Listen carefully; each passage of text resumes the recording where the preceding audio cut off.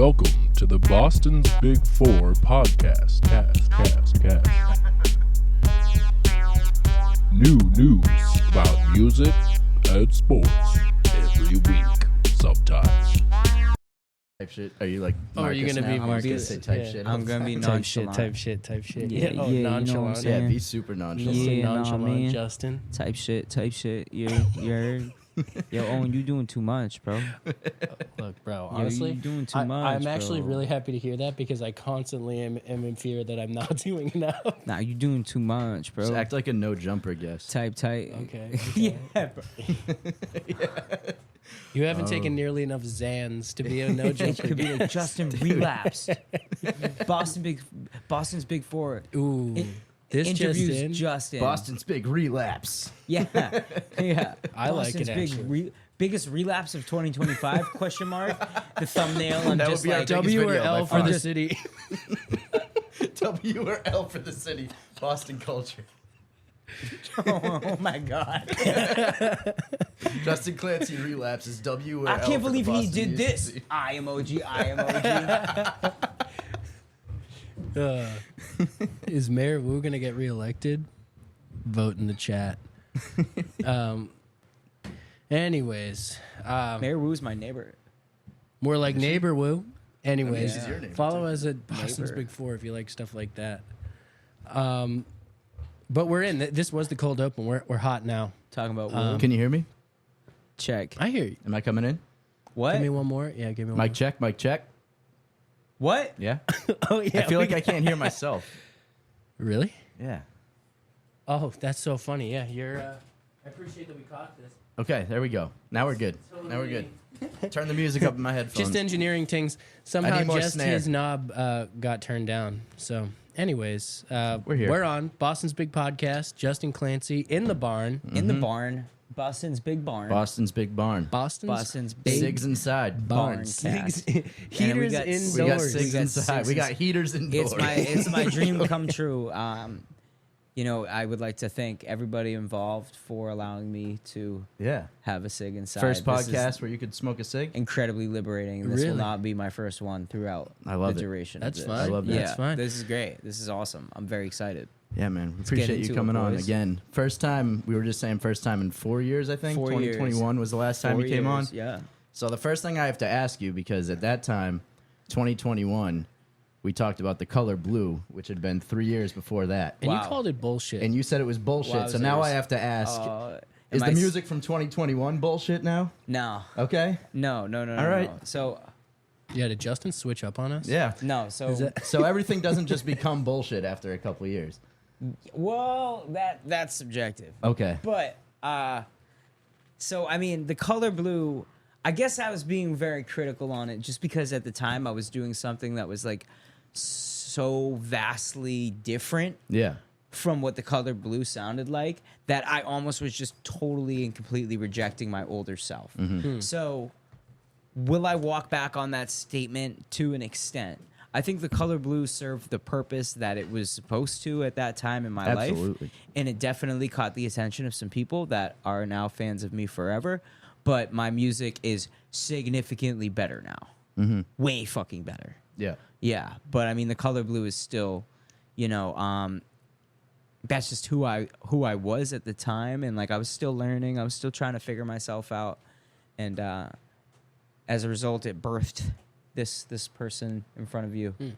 Yeah. And I think on that last episode, I was fat too. yeah, Continue. people love Shout out that, to Fat though. Justin. We Shout love out Fat Justin. People Is love there a way that. that we can like include a photo of Fat Justin with the Yeah, beard? the one you always Yeah, post. yeah, we'll Yeah. post With your it up. shirt off in the mirror. Yeah. no, there's a Timestamp. couple. I got some Timestamp new this. ones. I got some new ones. Of Fat Justin? Yeah, they're Oh, okay. crazy. Yeah, they're All right. crazy. They're crazy. Yeah. Fat No, that was Justin was nuts. Fat Justin running from the cops in LA was my favorite. That was was a good time. that was my favorite version of me. That was me at my best self for sure. So at that time, we were talking about influences, and what I like, and if people could maybe, I'm not going to do it, someone go cut them together. Clips of, you talked about at the time how a lot of like your influence, you hear yourself, a lot of the influences, like musical influences of yours in the music you make. At the time when this is back in 2021, we were talking, and you were finding that you within the music that you felt like you were kind of like emulating. And we talked about how, you know, we are kind of just a collection of experiences and influences and all those things. So while you might hear those little things or the influences of where you're coming from, your experiences are no matter what added on to that. And now what I'm hearing is, I don't want to say final form, but the next form, Justin, even from what we talked about before. So if people feel like, I don't know, you might be a minute in, a lot has happened. A lot has happened. It's not the same Justin from 2021. No, absolutely not. This is the rebirth. Vastly different. I don't want to say rebirth because it's more like the evolution. And you just keep changing. Totally evolved. Yeah, lots of evolution going on. But you always find your way home. Deep cut. Wow. That is wow. Cut. So what the fuck are you getting at, Owen? No, I just like that this is like not, I don't, this is why I'm trying not to say like it's the completion, but it's like documented progress of what we talked about before. Thank you. And I'm just glad that you're here saying it and we're not pulling it out of you. So it feels good. No, it's definitely like I like to make my music like a timeline. Like if you hear the music that I made in 2018 and then you go and listen to this album from 2025, like you can hear the growth, you know what I mean? Which is important as artists. I feel as though you need to step out of your comfort zone. You need to do things differently. You need to evolve, because if you just stay in one place doing the same thing, then you're stagnant. You're stuck. You know what I mean? That's not catering to your art and your truest self. I mean, for me, I'm kind of like a fucking reptile, dude. Like every 9 months, I just shed skin.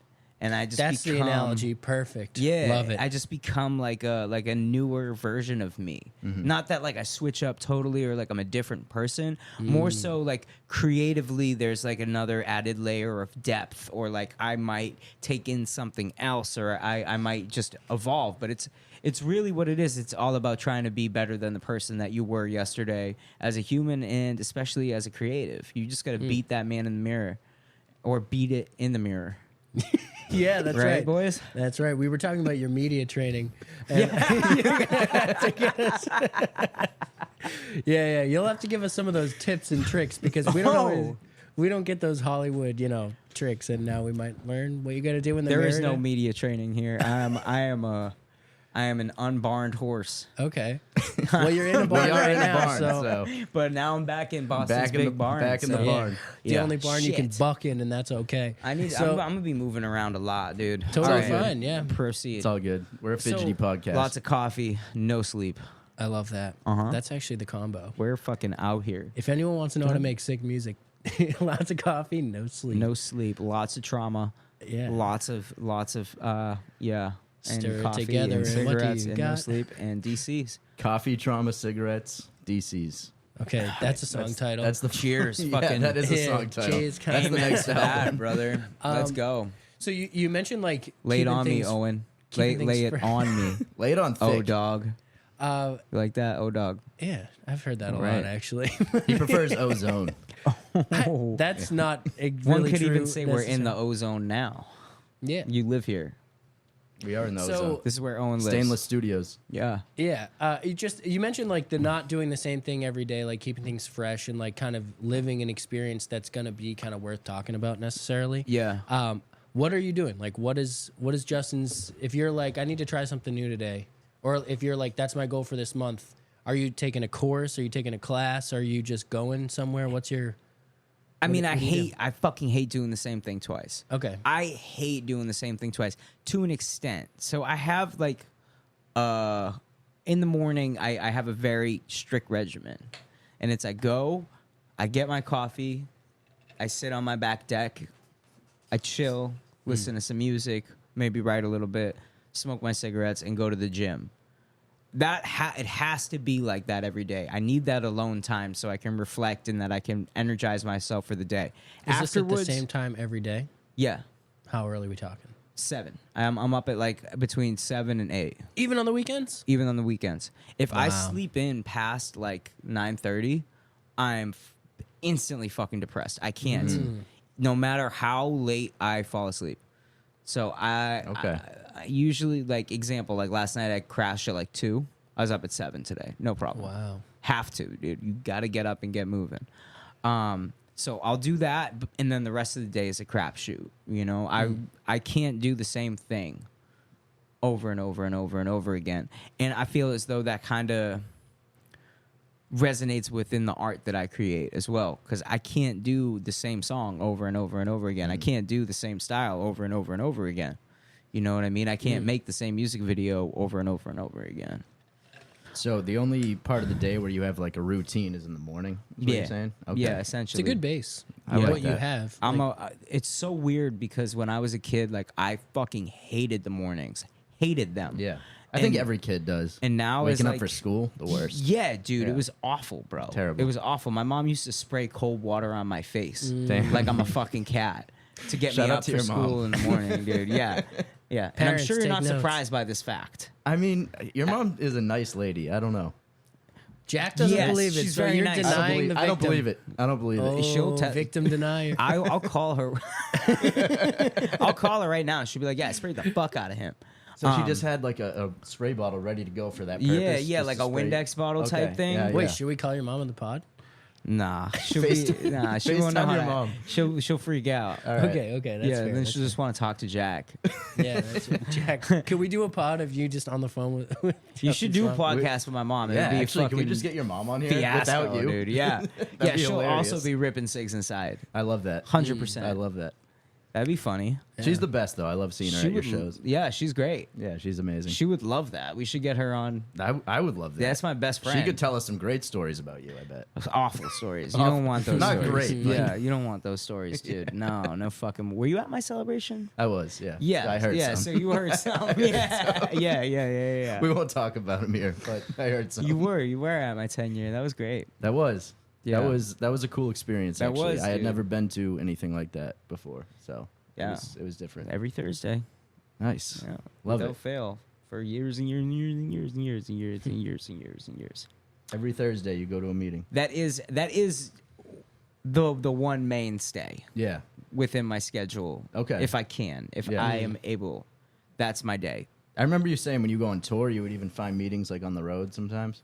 Yeah, it depends. Yeah. It really Okay. depends on like what the schedule looks like and if time allows it.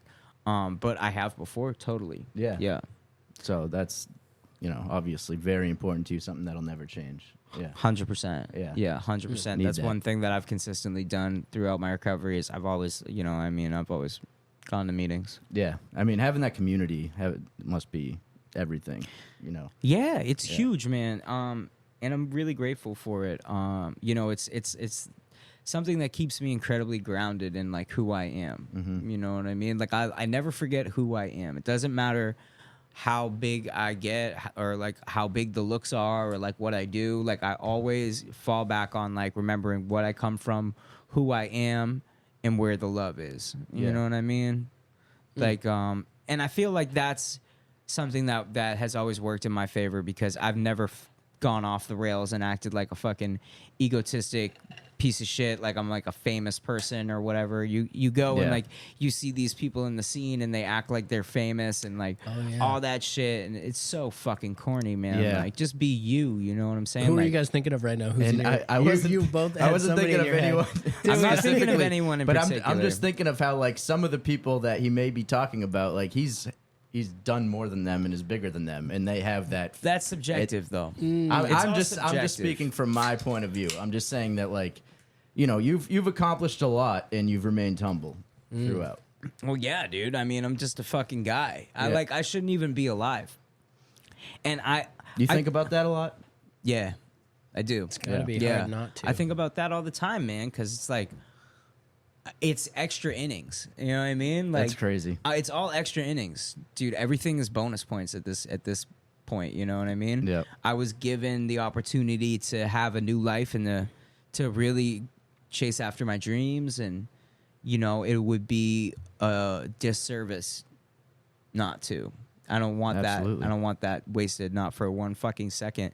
And that's why I'm so passionate about this stuff, and that's why I work so hard. It's like, this is not a fucking game to me. Yeah. Like this art is something that needs to be respected. Like this pursuit is something that needs to be respected. It's not a fucking hobby. Right. This isn't like a fashion statement. You Right. know what I mean? It's like, dude, like I almost died several times. Like Mm-hmm. the things that I had to survive and get through and go through in order to be up on those stages or be in front of these people or sit in fucking Owen's barn, you know what I mean? Most people couldn't fucking dream it, or they wouldn't make it, you know? Right. So I got to keep that on the forefront. So like, who the fuck am I acting like I don't know what, you know, like some of these pricks. Right. Yeah. I know you're thinking of someone right now. I'm You got literally someone not. I'm legitimately Oh, not. he I've been around is. for so long, bro. It's gonna Yeah. be a Patreon exclusive. We're gonna get it out of him.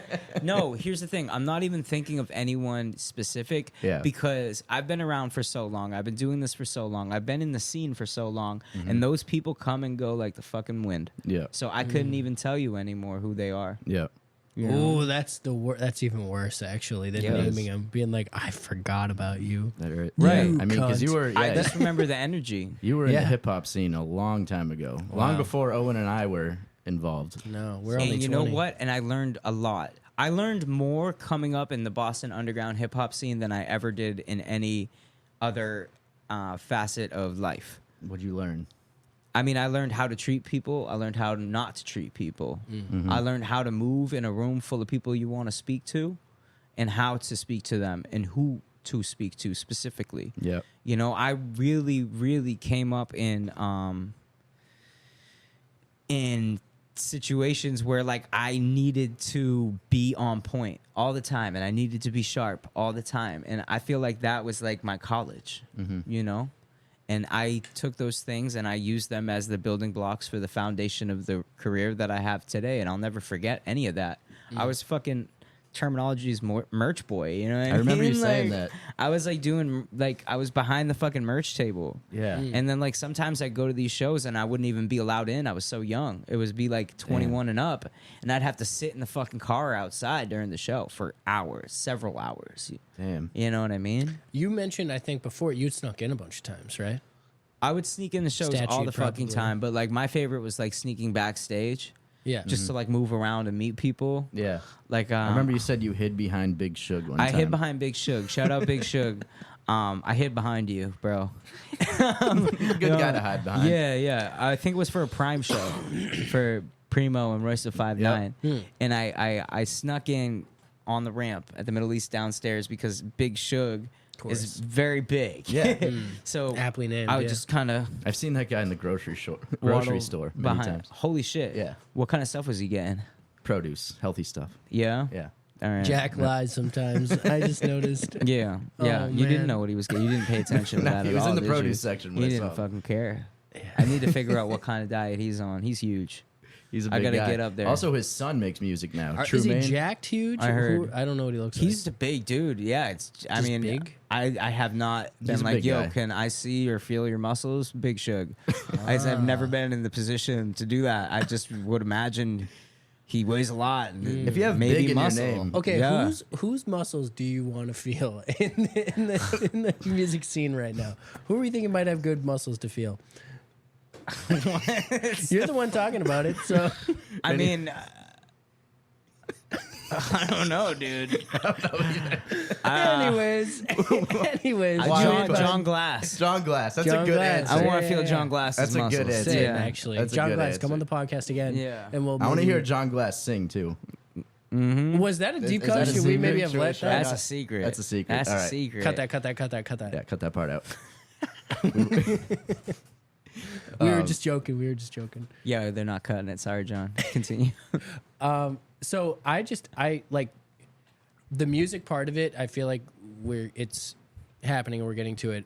I just want to know about like what are the things you're doing when you do something fresh? Like what's the most exciting thing that's happened to Justin in the last year?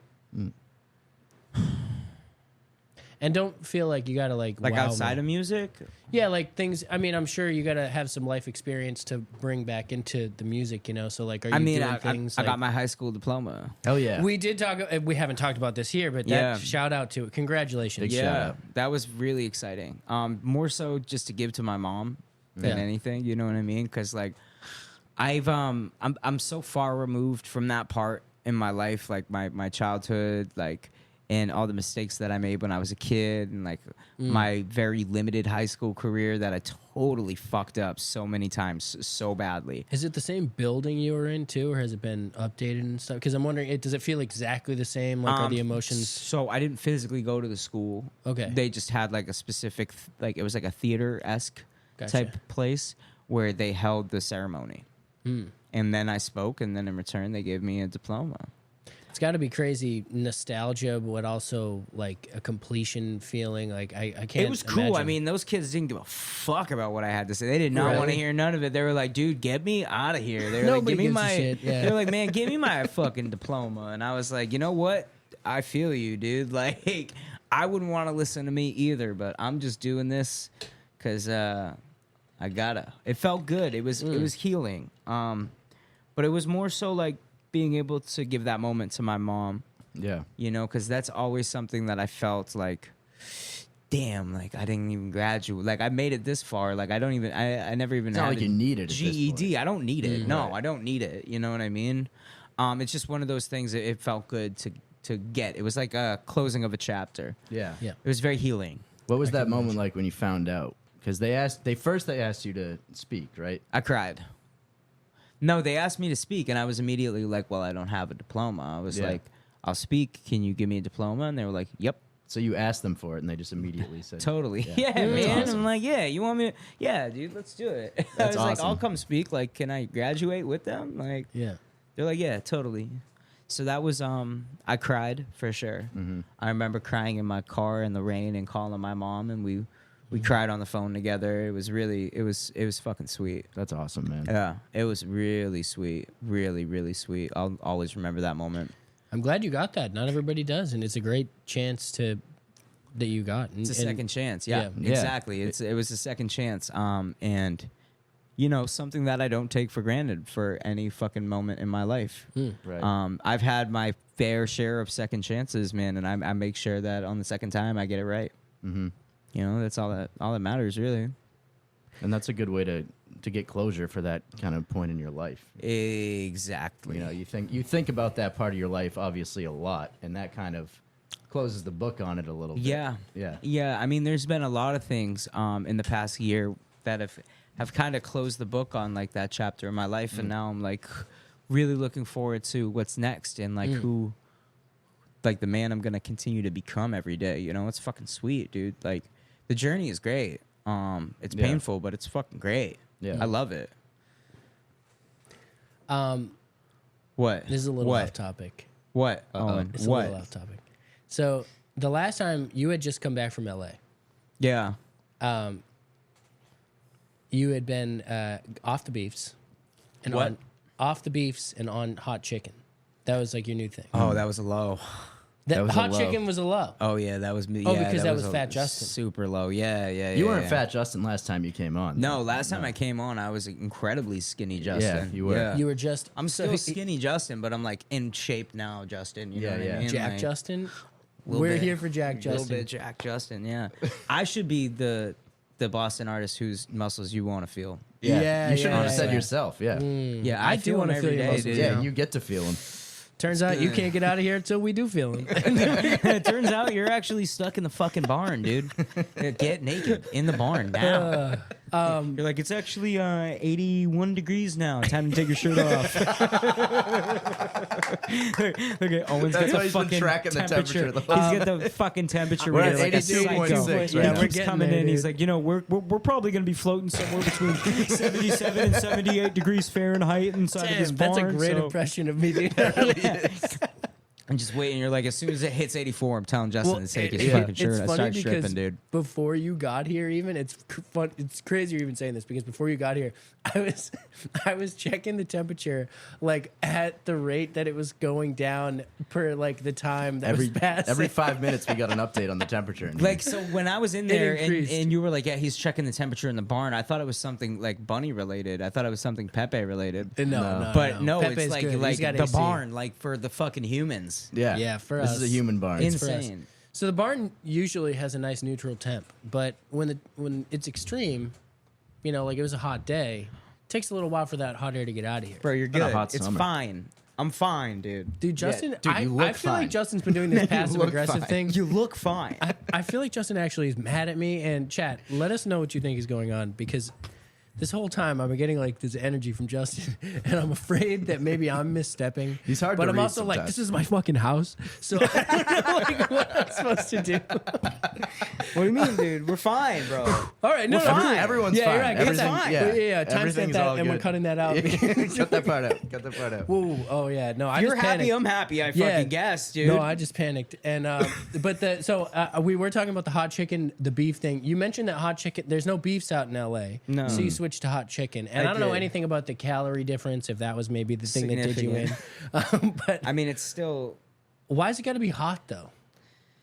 It's like the way that it's seasoned. It's Nashville. It's the It's Nashville not a hot sauce. chicken. It's like how the It's a breading is. yeah, and it's a stuff. seasoning. Yeah, it's like a, and then you dip it in some sauce. It's great. I can It take a looks kick, good. but I don't want the. Oh, it's very spicy. Yeah, I don't want It's very spicy. I'm But it's into it. good. If it's dude. being described as hot, that's why I'm like, we gotta I'd take rather them. We it gotta take them to mild. Dave's. I haven't been to Dave's. Oh, there's a Dave's not right at been. the side, right by Whoa. Fenway, and I've thought about There's it. one in Dedham now. Oh, right down the that's street. oh yeah, right there. So there's a Kelly's there too. I haven't gone. We're You taking told a me field not trip. to. Yeah, we gotta take a field trip, dude. Are you still? Is there a new crave right now, or like is it just beefs? You're back here, so we're back on the beefs. No, I haven't had a beef. I haven't had a roast beef three-way in a while. I had one actually. 2 days ago. Is that From because where? you're Jack Bill and Justin? Bob's, Peabody. How was it? It was good. What was the place it that was was good. closed on us? That was crazy, dude. Oh, what was that? It said they started were with a B. open. You gotta go to Londy's. I've been Isn't to that the Londy's. tall one? Londy's It's is good. incredible. Like a And- couple years ago, though. No, is it better no, now? it's That's the one different. that's really it's tall, original. right? It's original ownership now. It's really good. Okay. Shout out Ted Londy. That's the best one right I now? love you. Yeah, What about Jamie's? it's not the same anymore. Different management. Why are they dude. all? They're always changing. My guy Matt. He's not there anymore. No. What does that mean though? Damn. Like, how could they? There's no way there's this many beef There distributors, is right? Like, there is. It's a big thing. It's where incredibly are they coming competitive. from? It's a gold rush, man. They're all trying to get in on it, but I haven't. Have I you don't, watched I don't The really Bear? eat like that, huh? You watch The Bear? No, Oh, okay. They only have a- like a couple episodes. there's a whole beef aspect to it, but it's not. The That's whole- different. That's Chicago beef, Yeah, yeah. I mean, it's just which I've you know, had before. I think that's a steak and It's cheese. whatever. Yeah, it's like a steak. It's very similar to It a looks steak and like a cheese. steak and yeah. cheese. It's like steak with peppers and onions and stuff. So you've traveled a It's lot. like hot Isn't it beef. annoying that some people call subs hoagies? Can we talk about this a little bit? and grinders. Heroes. And heroes. There's a lot of different names for them. Yeah. I don't know. No, so that's confusing because then there's also the gyro, the Greek thing or whatever. The you know? gyro, yeah. Yeah. And then Gyro. no, so the craziest Gross. thing for me is when people call soda like tonic or pop. So Pop. my That's a grandmother was like, Midwestern "That's thing, what right? we yeah, say." Yeah. yeah. Apparently, old Boston people said tonic, which I Old don't. Boston I people Yeah. did say tonic. disagree. I mean, you people know? still call it a gin and tonic. That's the only time you Yeah, hear that's it, so. true. They also called living rooms parlors. Palace. Oh, so confusing. Yeah. Yeah, it's so confusing. Palace. I grew up calling home the for dining supper. room the kitchen, so that's a big miscommunication with people. Mm-hmm. Our kitchen table was in the same place that you cooked, so it was just that was the kitchen. So whenever Dining I- rooms and kitchens are often like kind but of the I same just thing. call Yeah. like our dining room area is technically like a different area, but I still call that the kitchen, and no one knows what I'm talking That about. No, works. that's not your kitchen. I know, but I'm like I call. I it know that. what you're saying. I understand. I mean, my kitchen was also the dining room, so I It's get all the it. same shit, right? Yeah. Yeah. I would think so. Now I have a dining room. You do have a dining room. Yeah, It's Justin's sweet. rich. I am not rich. Justin's Yeah. No mowing. fucking way. Dude, no, you by and no Hollywood means. on Justin us, has and a you're kinda dining rich. room. Oh my god, dude. No, but it was cool. I was like, damn, I got a dining room. That is in the pretty cool. kitchen. Yeah, it's sweet. Nice, Hell yeah. nice. I shouldn't have accused you of going Hollywood on us because you have a rest in peace Hollywood hat on. Oh yeah, it's Is that cool real hat. paint or is that part of the design? I don't know, dude. But it's You got cool it with the hat. paint on it? Yeah. Rugged. Yeah, I got it. What It's, is it? What does it mean? It's like a collaboration between Kevin Abstract. Yes. He put out a new album that's pretty fucking sick. Okay. And he collaborated with this dude Nick Holiday, Okay. who personally I got this hat from, and he's awesome. Okay. So shout out Nick Holiday. While I was out in LA, Yeah. that was sweet. So You were recently out in LA. Yeah. You had a listening party there. I did. I had a That's private pretty listening. sick. And that Sig's inside. I noticed. And Sigs inside. Pretty Yeah, crazy. Amen to that. Ooh. dude. Yeah.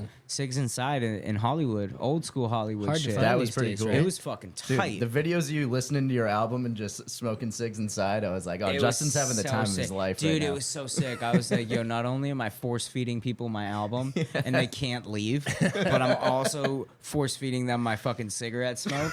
I'm like, I have full control in this situation. This Yeah. is everything I ever wanted. Wow. That's got to feel great. Oh, it was yeah. great, dude. No, but the reception was amazing. Everybody loved the album.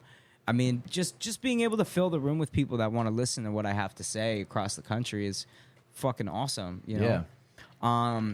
And not even me performing, just me showing them unreleased music. It was like, and they were so stoked, and everybody was Yeah. like so happy to be there, and like, I had a fucking blast, man. And you know, that's something that I'm gonna do. I'm actively setting up locations for private listenings of the album so I can really connect with people and like connect with fans and like break that fourth wall. So you mentioned this before. You're reaching out, and how are you finding these places to have the listening parties?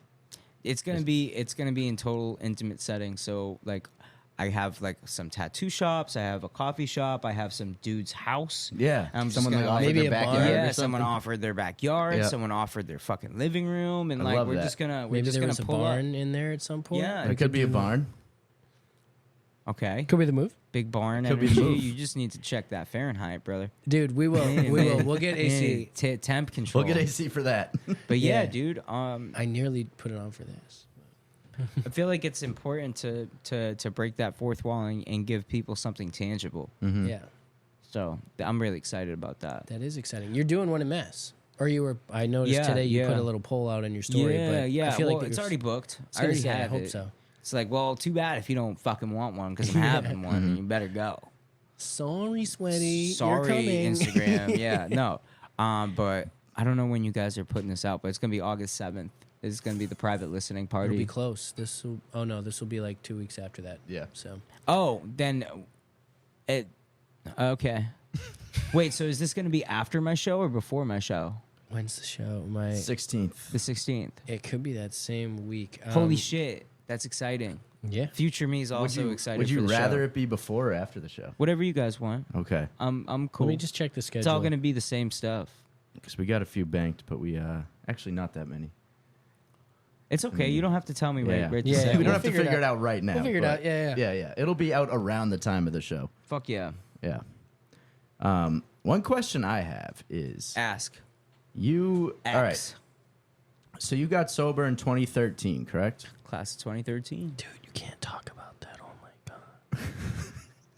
Yeah, yeah. And 2018 is when, or 2017 is when, 2017, 2018 is when like the music stuff really started to take off with TV Dinner. Yeah. Right? So talk to me about the years in between 2013 to 2017.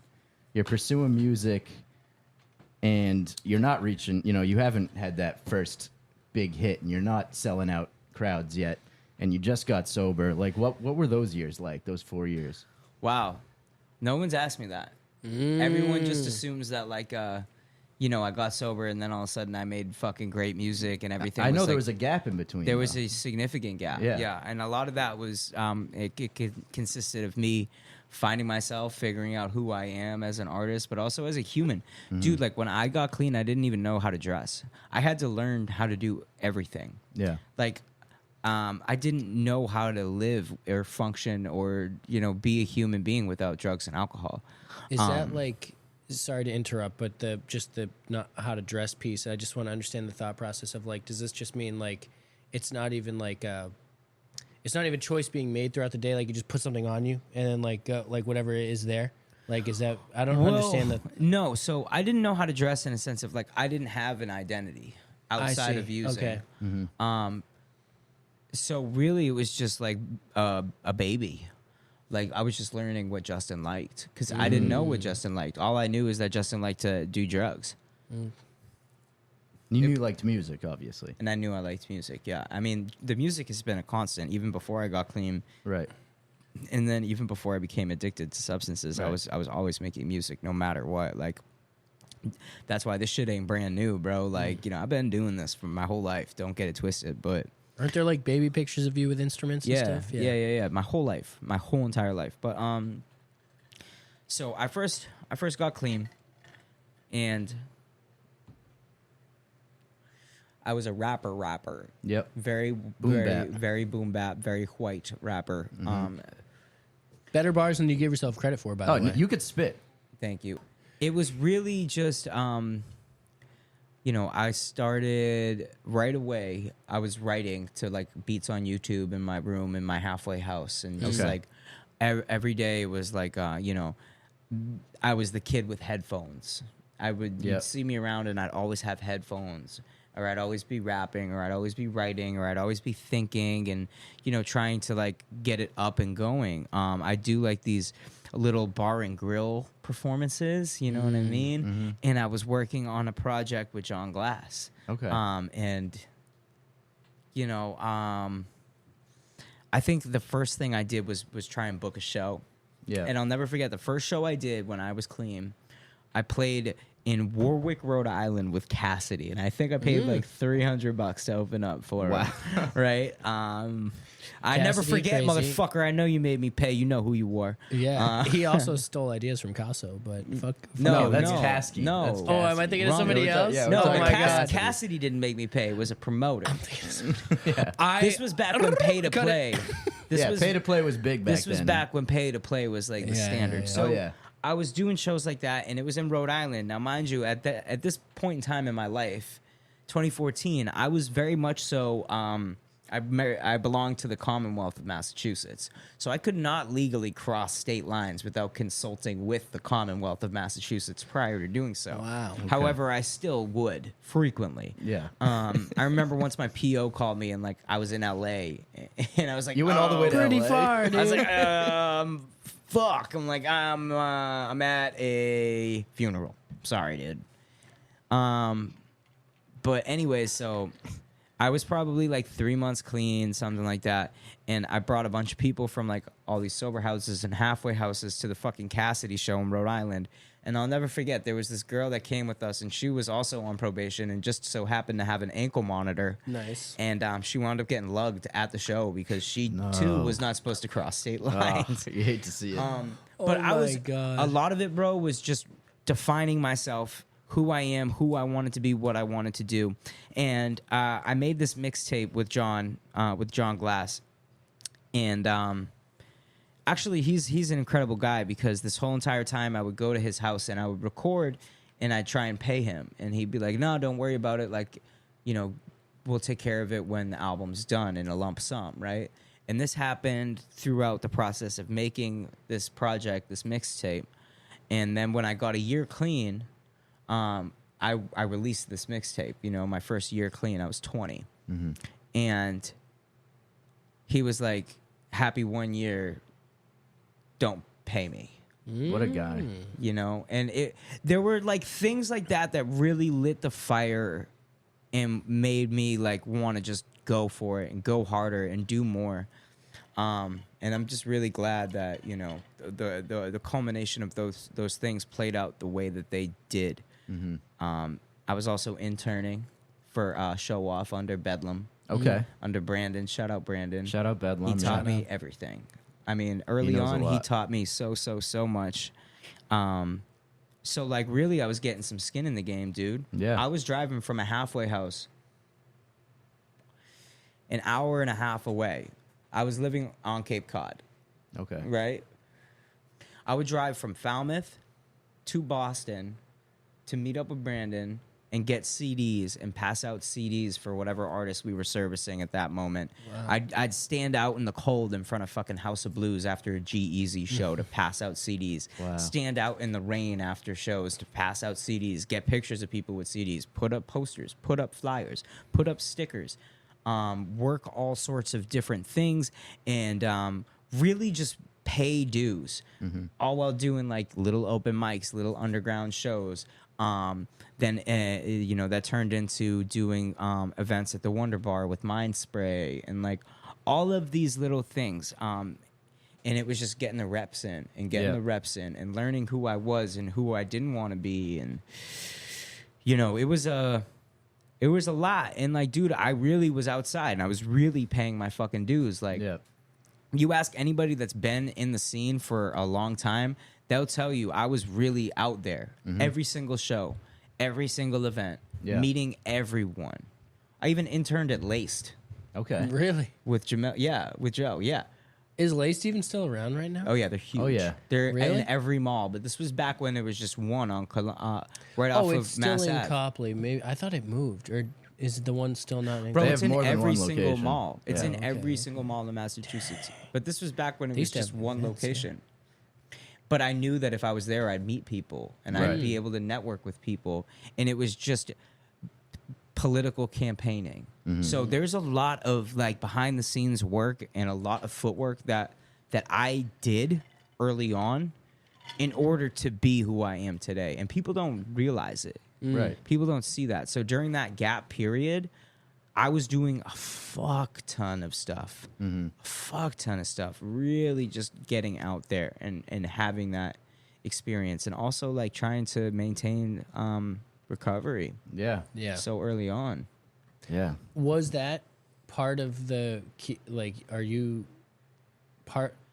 Of course, there's the passion element, but is part of that you're keeping yourself busy to avoid the thoughts of using and things like that? Are you trying to like avoid? I mean, not like you can really avoid it at shows. Things are going to be around or whatever. But like, is that part of what No. you were doing? Okay. No, so I'll tell you this. Music saved my life, and this is why. In those scenarios, I knew I had to be on point. I had to be my best self. Yeah. I'm never going to be able to network proper if I'm sloppy. Fair. Even if it's not with my drug of choice or it's something else, it's still going to throw me off my game. Yeah. I need clarity. I knew right away I needed clarity in order to do business, in order to network, in order to meet people. So that really saved my life. It put me in a position where it's like I removed myself from it as an artist and looked at it as I'm the owner of a brand new startup. Yeah. Like I'm a company is true. owner. You know what I mean? Yeah. Yeah. And I had to take the artist element out of it and move like I was, the CEO of a brand new company and politic and campaign myself. So the best way to put my best foot forward starts with me not being, absolutely fucking wasted when I was meeting these people. Because I've been in scenarios where I've had like, when I was a kid, like I had like my literal heroes, like pass me drinks, pass me blunts, pass me whatever. And I'd had to say no every single time. Yeah. But it wasn't like I really want that. There's a lot of power in sobriety, and people don't really understand it, you know? Yeah, there's a lot of power in sobriety. What do you mean by that? I mean, coming from a place where it was more unnatural to be sober and then existing afterwards in a world where you now have the choice to say no and you say no every single time. Yeah. That's powerful. Yeah. Well, I'm sure people say all the time, I don't know how you do it. Like, Right. That's, But here's my answer. I don't know how I do it either. Yeah. I couldn't tell you what made me get clean and stay clean. That's really interesting. I to me. couldn't because here's why. It's drops in a bucket. Yeah. It added up. I was a absolute fuck up. It's not like there was one miracle where, the first time I went to treatment or the first time I got arrested and got locked up. It's not like the first time it was like, okay, that's enough for me. It was over and over and over and over and over again. Do you think you eventually just got tired of fucking up? I was tired of fucking up as soon as I started fucking up, but I couldn't stop. Right. I could So not how did stop. you stop eventually? Like Bro. that? You just don't know? Sometimes it just clicks. Yeah. Sometimes it just clicks for people. I had no intention on staying clean as long as I have. Wow. I had no intention on it. The last time I went to treatment, you know what I mean? Like it was a miracle. I got scholarshiped through the Chris Herron Foundation. Shout out. Shout out Chris Herron. Herron. That man saved my life. And I had plans to leave that treatment center, get a little weight on my body and like eat some food. I ran out of hustle at the time and, figure out a way to get some money while I'm in there and then get out and go and ride off into the sunset and get high. I had no intention on staying clean, but somehow a month turned into 2 months, turned into 3 months, turned into 6 months, turned into 9 months, turned into a year, turned into fucking almost 12 years now. Wow. And it's a trip. You blink your eyes, you know what I'm saying? And it's like, whoa. You know, because any other, on paper, statistically, a 19-year-old intravenous heroin addict, I was 19 doing fucking speedballs in my neck. Like, that's not a phase. You know what I mean? That's Right. that's as gnarly as it fucking gets. Yeah. Right. And on paper, that kid is fucking doomed. Statistically, they're doomed. And I couldn't tell you the moment that it clicked for me. Just that something clicked, and I'm still here. Now, is there a lot of survivor's guilt around that? Absolutely. I know people that are way better than me, and they're not here with us anymore, you know? And it bums me out because I don't know why they didn't get it and I got it. I know plenty of people that were doing all the right things for their recovery, even more so than I have, and putting in more effort than I ever have. And they are fucking dead. And I'm still here. And all I can do is live for them. But man, let me tell you, I mean, you get a little bit of time in any of these programs. I've lost 60 to 70 plus friends, not acquaintances, friends, people in my phone, you know? And it's like, how did I get it and they haven't gotten it? And I'll never really know the answer to that. All I can do is just stay clean another day and try and fucking be a good person, dude. Yeah, I was going to say, I mean, like, it's got to just be, like, a little bit of perseverance, a little bit of luck, a little bit of divine intervention. Like, don't they say, what's the statistic? It's like 99.5% of people who enter programs, like, for addiction end up dying based on that for some reason, and there's, like, a 0.5%. I might have the number wrong. Yeah, that's It's a pretty high intense. number. I don't think it's a that, high number. but it's pretty. It might be 95. It's not and then great, it's 5%. bro. It's Yeah. not great. The odds aren't The odds great. are against you. Yeah, The odds so are not to great. It's a huge feat in itself to be part of that small number. So, But that goes to say, with all of that and with all of those odds being against me, why the fuck would I be scared of the music industry? yeah. Why the fuck would I be scared? It's not scary after all that. Yeah, Why It's would you be not. scared of anything at that point? Spiders. You still scared of spiders? spiders are kind of scary. Spiders and heights. What about And sharks? Snakes. Sharks are sick. Sharks are sick. Yeah, Would but you would swim with sharks? no. No. Oh, you know what else I'm scared of is when I'm swimming and something touches my foot. Yeah, and you don't know what it is. Open ocean, Fucking baby. And you don't know scary. what it That's is. a real Yeah. fear. Real, yeah. like I don't that's like that. scary. But like no, like really, like things like that. Like what the fuck? What the fuck is this gonna do? Like what is a hater in the comment section gonna do to me? No. Like really? Like dude, I kicked. I mean, this day and age, you're not popping until you have haters. Right. We Right. could actually use a couple haters. Yeah, we need I more know. haters. I know. I got a hater once, and I was like, "Yes!" Like Yeah. it's on You made it's it. on the FYP. Like let's made it. fucking go. You know what I mean? Like yes. Oh, nice. But yeah, and it's like, how could I be scared of failing when I'm already in extra innings? I like Yeah. that. You're in extra innings. Yeah, bonus points, dude. Bonus points. That's a lot of extra innings. You're in like the Many a extra. you're in inning. like the 20th Yeah. inning right now. Yeah. And one thing that I'm seeing, it's a recurring thing, and I've heard you talk like this so many times in different interviews, not just with us and other everywhere. You've been consistent with this gratitude and how you've like stayed consistent, and you know what's good, and you feel the luck in in your situation. Sorry. I feel like a lesser person would have gotten jaded to that. Like 10 years, it's like, yeah, whatever, beat that, you know. Like, but you still every day fight for it. You don't beat it. You don't Well, beat it. I'm just saying, I don't know if like another person in your position may feel like, you know, kind of like been there, done that, whatever. I don't know. Are there other people as grateful as you in the 10-year, 12-year mark? Absolutely. Okay, The only just difference making is sure. they're just not here. I see. You know what I mean? And that's why, like, and here's the thing, bro. I don't want to be seen as a fucking recovery artist. I'm not a recovery artist. Right. First and foremost, I'm an artist before fucking anything, right? I'm an artist who just so happens to be a person that's in recovery. But like you listen to my music and it's not like every single song is about being in recovery. You listen to my music and it's not a common theme. I talk about so much other shit. Yeah. It's just talking about it on platforms like this, in instances like this, and when I'm asked by like I like you guys, you know what I mean? So I'll talk about this Appreciate all that. day. I know you don't want to talk about it too much, but I still have like things, you know, Yeah, that of I want to course. know and that people want to know. It's your story. And you know? yeah. And like I like y'all, so it's like fine, dude. Like we hang out outside of the podcast. So really it's like not a big deal. Yeah.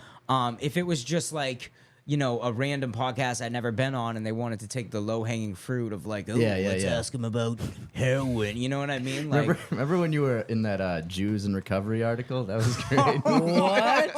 I don't know about this. dude, that was the bro.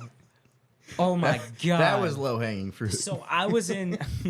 So shout out Chris Ferrone. I was in Dig Boston. This was in 2017 when things started like really going for me, and he did an awesome article about me and included a blurb about me being a person in recovery. And I was like sick, stoked. And then there was the Daily Item in Lynn, and they did an article about me right after. And I was like, okay, sick, stoked. Then the Boston Globe did something about me, and I'm like, sick, stoked. And then the famous. Jewish Journal reached out to me, and I'm like, yeah, why not? Right? And I'm like, might as well. How'd I guess they find out you were Jewish? Bro, I don't know. But 'Cause that's here's the not thing. Did you something have you a bar talk mitzvah? about. No, I didn't have a bat No, mitzvah. he's, like, not even I'm that like, I'm not a Jewish. real Jew. Like, you I was know, gonna say like, there might be like a record somewhere. that like you, no, like, dude, yeah. there's no like. I think I don't know. I went to a Jewish summer camp, and I think somebody, Dude, they sniffed you out. like, and I think somebody from the Jewish summer camp. Somebody snitched at Jewish summer camp. I think Dude, they it talked still to their happens. Isn't that dad or crazy? something at That's the fucking hilarious. newspaper. So this guy calls me from the Jewish Journal, and he's like, he wanted to interview me and my mom and I forget who else. And I'll never forget, dude. Like he was interviewing me, and he's like, "So, what did heroin feel like?" No way. No way. And I'm like, what the fuck kind of... I'm like, good? What the fuck do you mean? What kind of question, fucking but- question? So then Look, he goes something I'm curious about but wouldn't ask. I'm right, not gonna lie. right. And Yeah, then it's he bad goes, journalism, he goes and he calls my mom, and my mom calls me, and she's like, "What the fuck was that?" and I'm like, "I don't know, dude." She's like, "He asked me what the rabbi thought when I told the rabbi." She was like, "We don't have a fucking rabbi."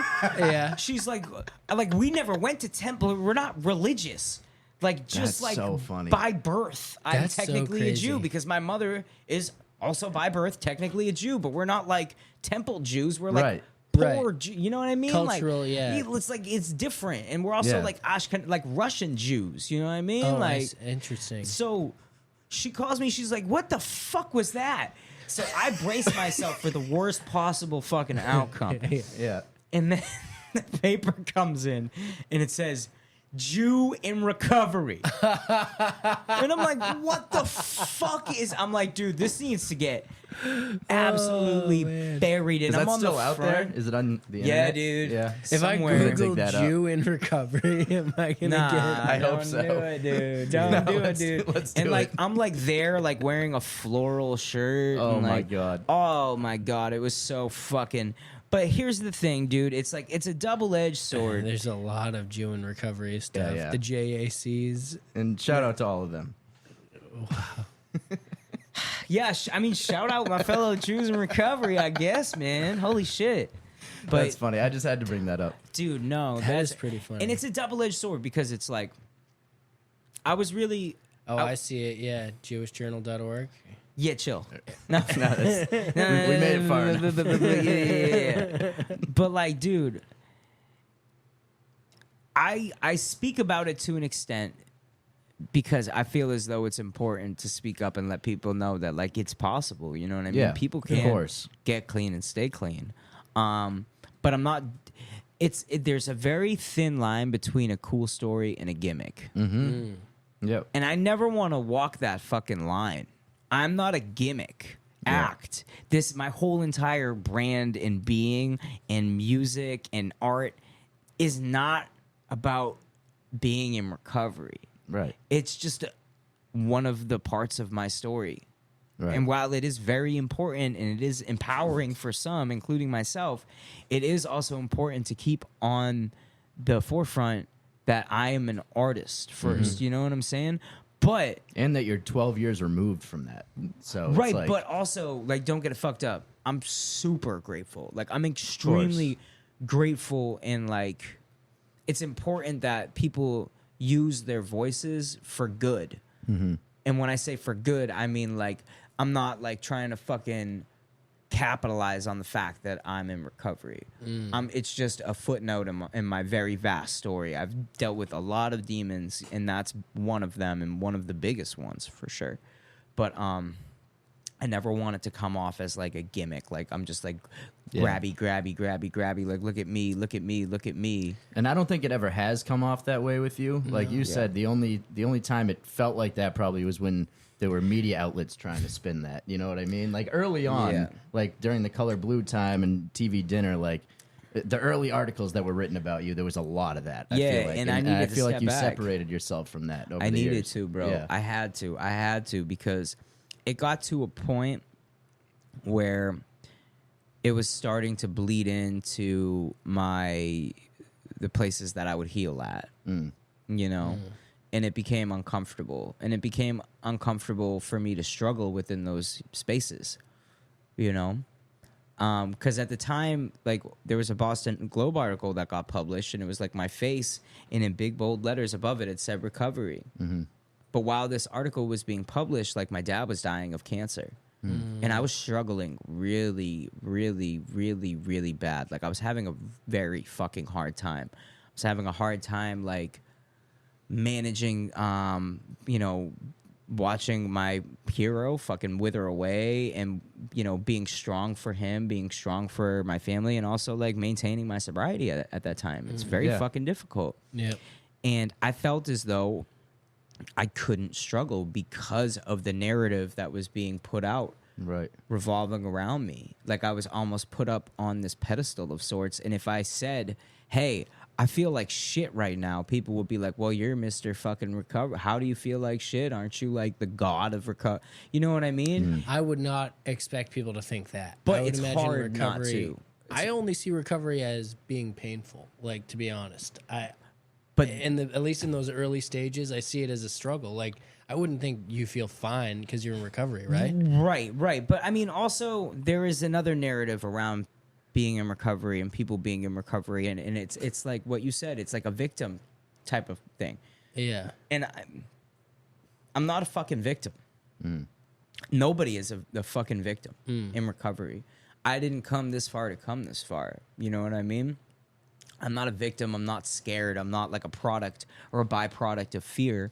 It's not like I'm afraid to go to cookouts if there's alcohol there. Whereas, like, for some people, like, you know, that might be where they're at in their recovery.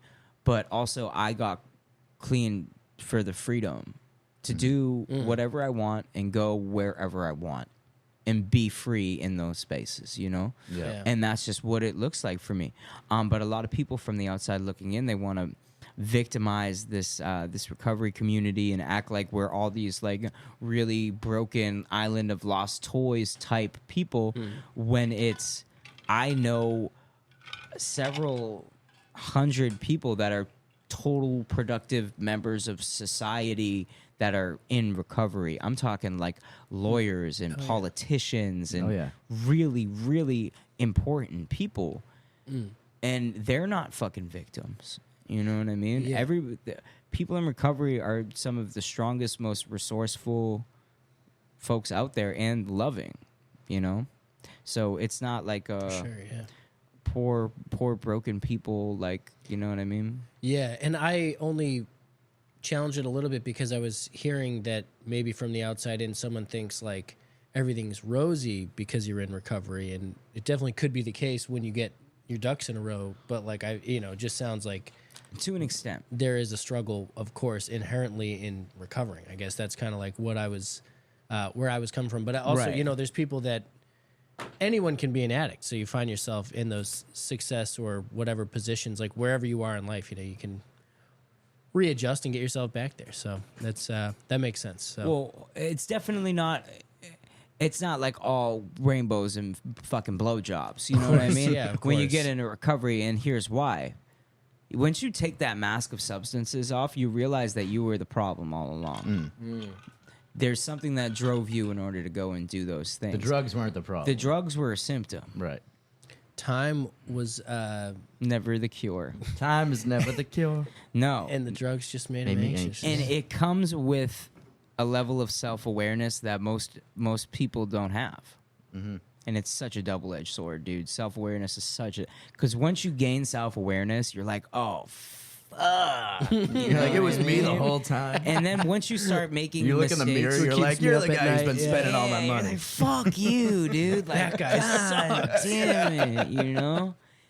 Damn. But it's just a path of like, learning to love yourself and forgive yourself and love others and forgive others. And, it's a teeter-totter game, and it's a lifelong journey.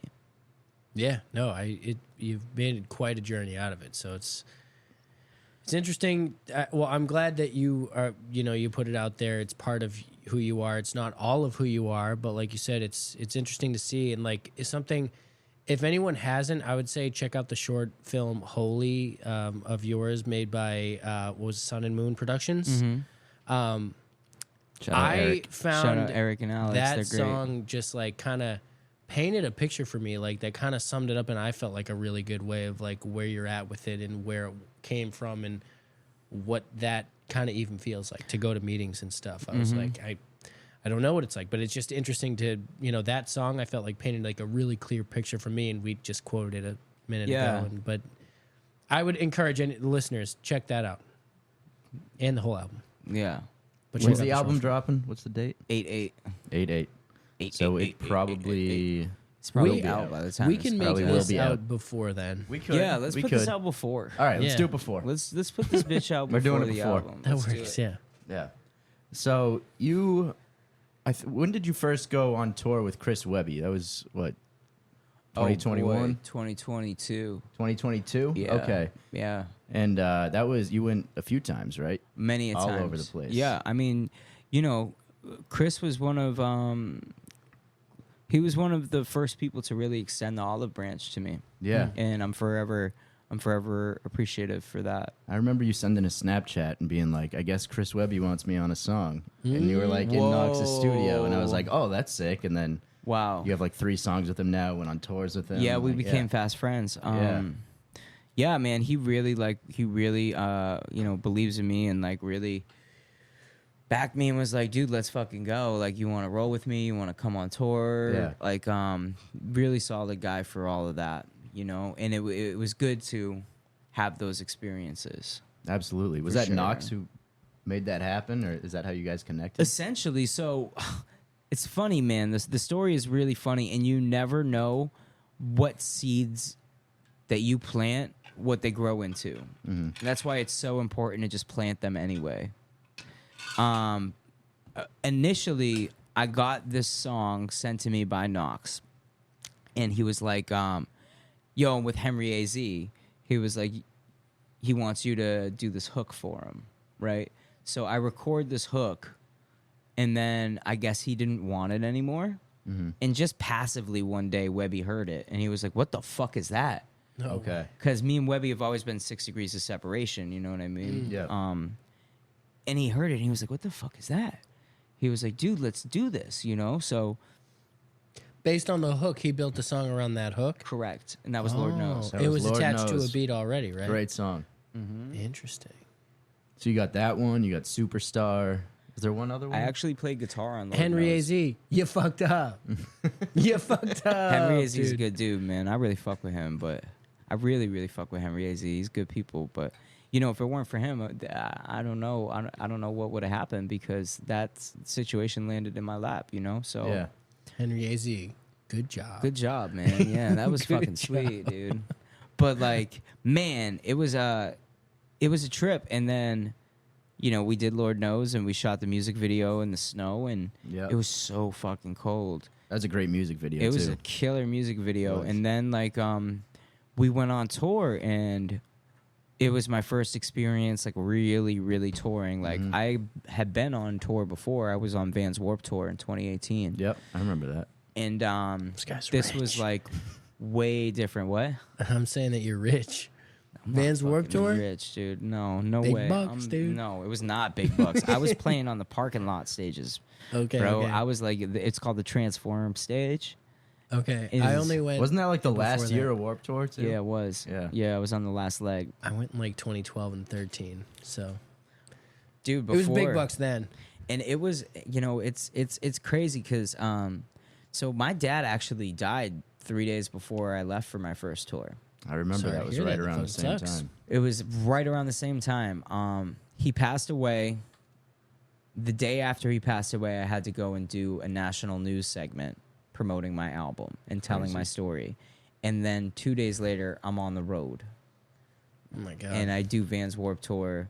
And then I played the Xfinity Center, which was fucking amazing. And then the next day, I'm giving my dad's eulogy. Damn. And then that night, we're back on the road to North Carolina.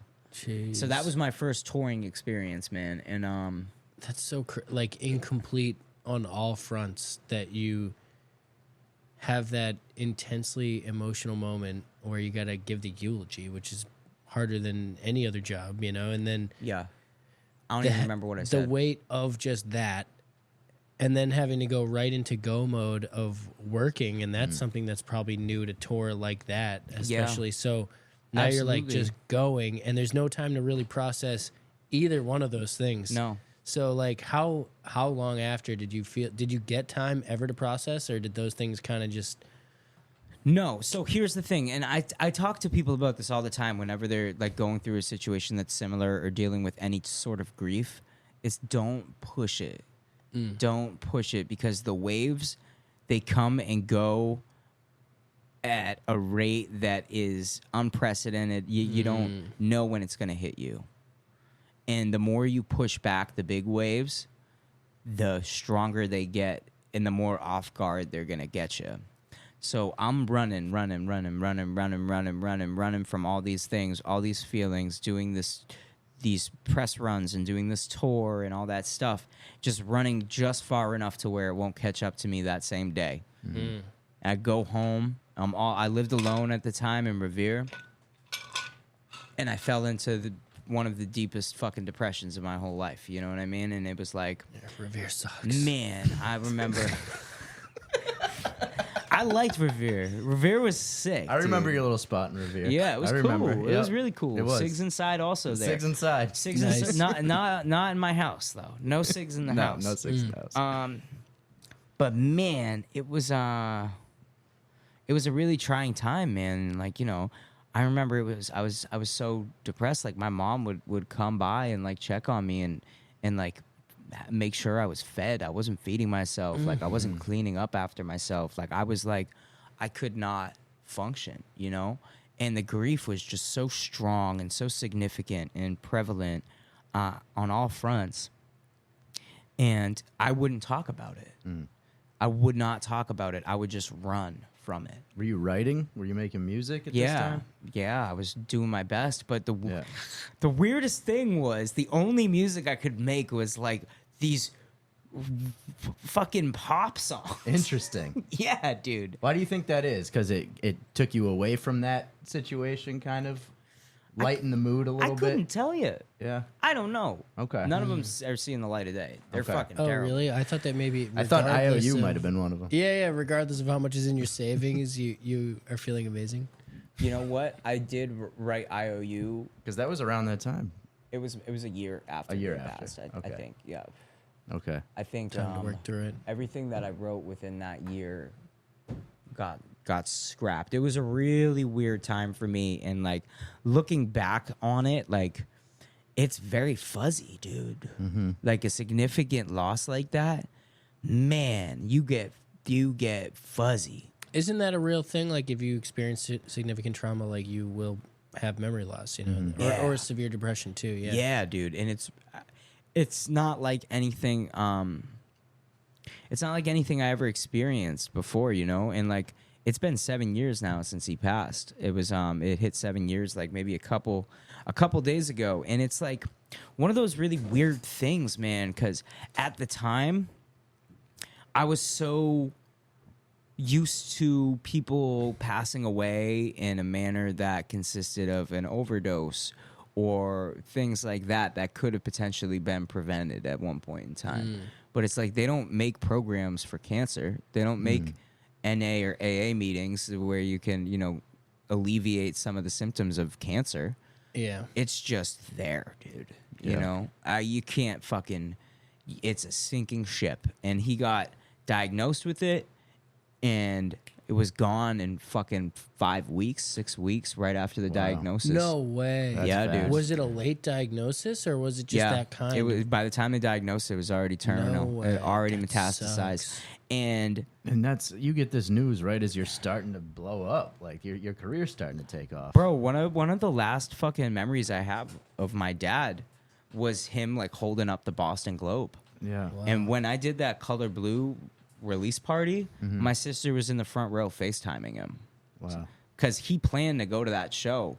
But by the time that show happened, bro, he was too sick. He couldn't leave the house, and he passed away the following week. But one of his last wishes was that I went on that fucking tour. No matter what, he wanted me on that tour. Wow. So you had to go. I would hope, Yeah. you know, a parent, whoever, if there's someone you love, regardless of your situation, you want them to keep doing Yeah. what they love, Yeah, you know. of So course. I kept going, dude. Like, yo, Yeah. and that's another reason why I do this shit.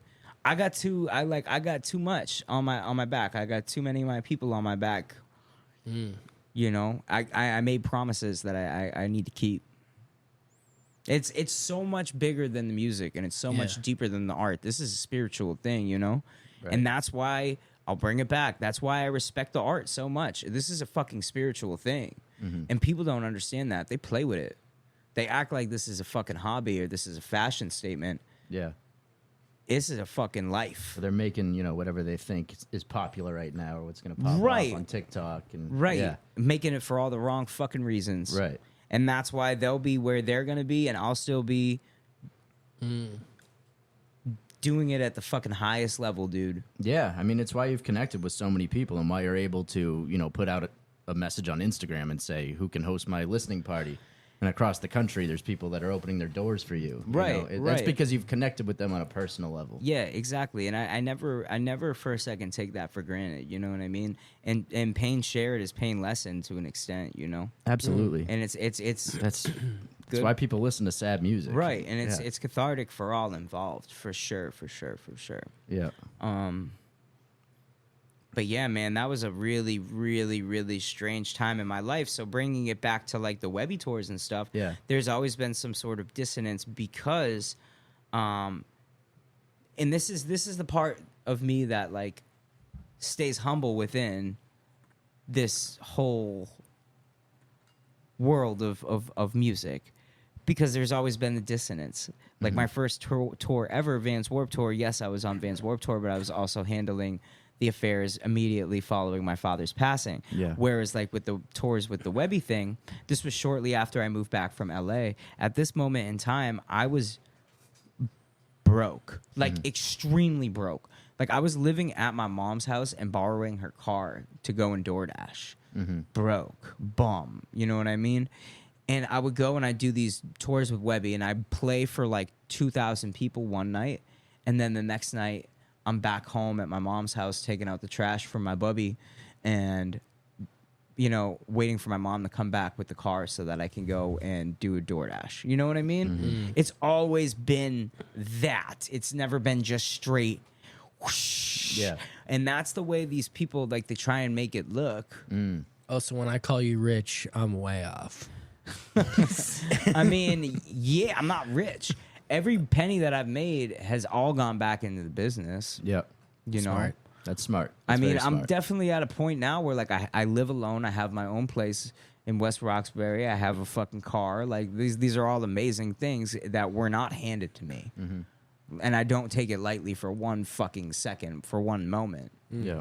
But at the same time, I live knowing that like at any given moment in time, it can all be fucking gone, because I know what that feels like over and over again.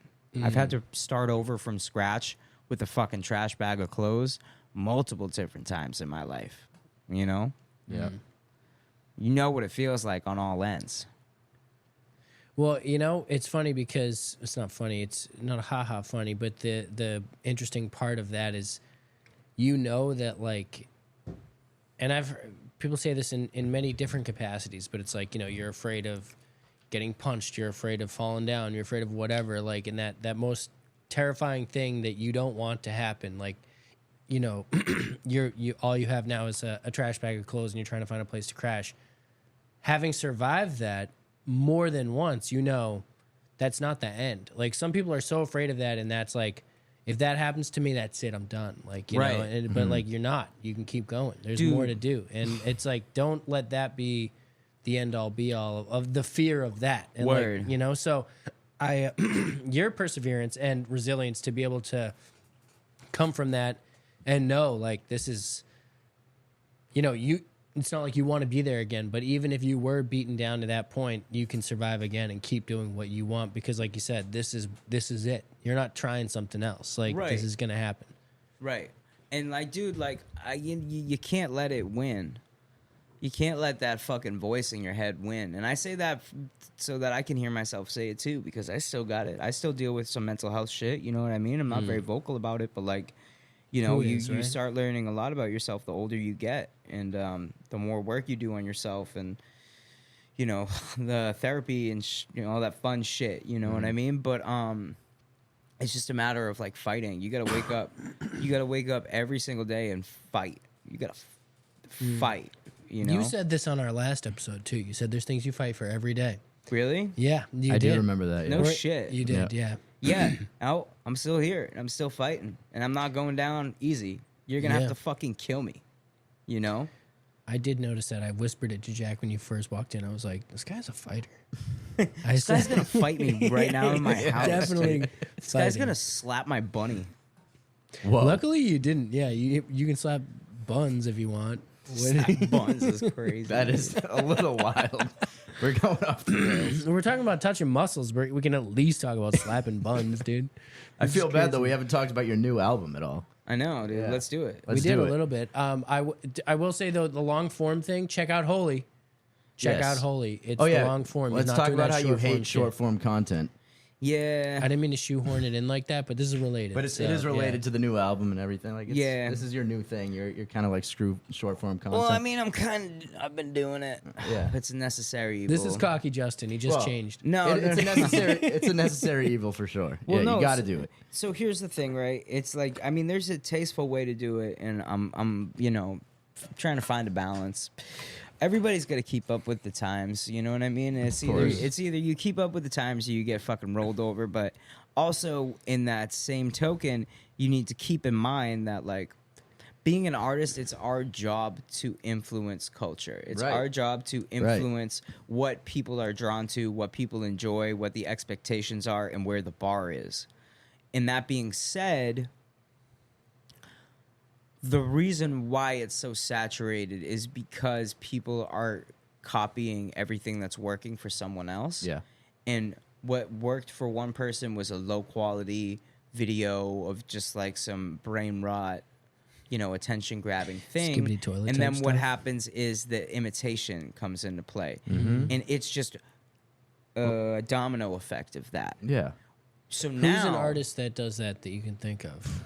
all of them, including me sometimes, dude. Like everybody, you know? You have to. I mean, everyone is so like intimidated by the algorithm, right? I have to do what, you know, Dude, I can't. Algorithm. Yeah, Right, the right. algorithm Scary. has to agree with what I'm doing. But it goes back to respecting the art too. Yeah. Like you need to be mindful that like it is our jobs to make great shit. It is our jobs to create what the consumer desires. Right. And the more we put out high quality content that's well thought out, the more the consumer is going to desire that. Mm-hmm. The more we put out this shit content that is not representative of like high quality art, the more the consumer is going to want that. So it's a matter of just culture shifting and just being steadfast on how your narrative is, how you want to be perceived, and what kind of artist you are. That's all, you know? And I'm sure it'll come back around because the people are yearning for something that is tangible. The people are yearning for something that is more than just this microwaved caricature of what a fucking song should be. I There's think a people lot of who are TV real dinner. fans, people who are Yeah. real fans of art, are definitely missing. They're missing. Oh, that. interesting. Like I feel like I we're, promise you that wasn't on purpose. That was What? good. That wasn't on purpose at all. I said there's a lot of TV dinner, but I meant that in like the quality of the music that That's comes good. out. that had to have been on purpose. I swear to God, it man, wasn't. sweet. Chat, it wasn't. I'll die on that. Where's this chat that you've shouted at? Where's I the chat? pretend like we're streaming. we don't actually stream. We just pretend we are. Are you chat? Yeah, she's chat. Yeah. Oh, okay. Chat. All right. Okay. What's up, chat? We could stream, but Chat we Bardsley. just don't. Chat Bardsley. That's me. That's what they call me. Very sweet. Yeah, no, I just there's some fake audience that I've for years been talking to. And, it's just So fun to that's- do. I don't know why I haven't been here this whole time, dude. Yeah, Wherever you wanna welcome be, to the dude. table. All right. Thank you. This new album, though, how many songs is it? 14. 14. Is that the longest project you put out? It's the longest. That's the longest. Time and tracks. Yeah. This is the most in-depth project I think I've ever made. Yeah, because Color Blue was like 9 songs, I think, and then you put out like just EPs and Just stuff, basically. EPs. Yeah, just EPs. But I needed, for me personally, to put out a full length. I needed to. My soul just told me. I just did. Just Okay. like how I needed to make a short film. Yep. Yep. I just I Is there an can't. acting career in your future? I would love to. I would love to be an actor. Connor yeah. Hallway. Yeah, Yeah, Connor. tell Get 'em Connor in. to get you in a movie. Yeah, I would love that. But a big thing for me is trusting instinct. And a lot of people want to snuff it. A lot of people want to snuff their own instinct. But really, at the end of the day, we're artists. We need to trust our first instinct, no matter what. No matter what the algorithm tells us, no matter what the world outside of us tells us, no matter what all the other outside noises say. At the end of the day, you're an artist. You're born an artist, and you're an artist for a reason. You need to go with that first instinct. It's Yeah. your instinct for a reason. Yeah. It's So the funny. pedometer. It's the same instinct that makes you make music within in a studio. I think that's good advice just in general because there's many times I've ignored my instinct thinking like, no, I have to think a Same. little bit more about this. And then I was wrong. And then I should have just listened to my instinct the whole time, And I'm like, I just, Yeah. first gut thing, don't overthink it sometimes. Right. Sometimes you don't have to overthink it. Right. And, So- and that's why I create the way that I do. Like, whenever I make music, it's all in one sitting.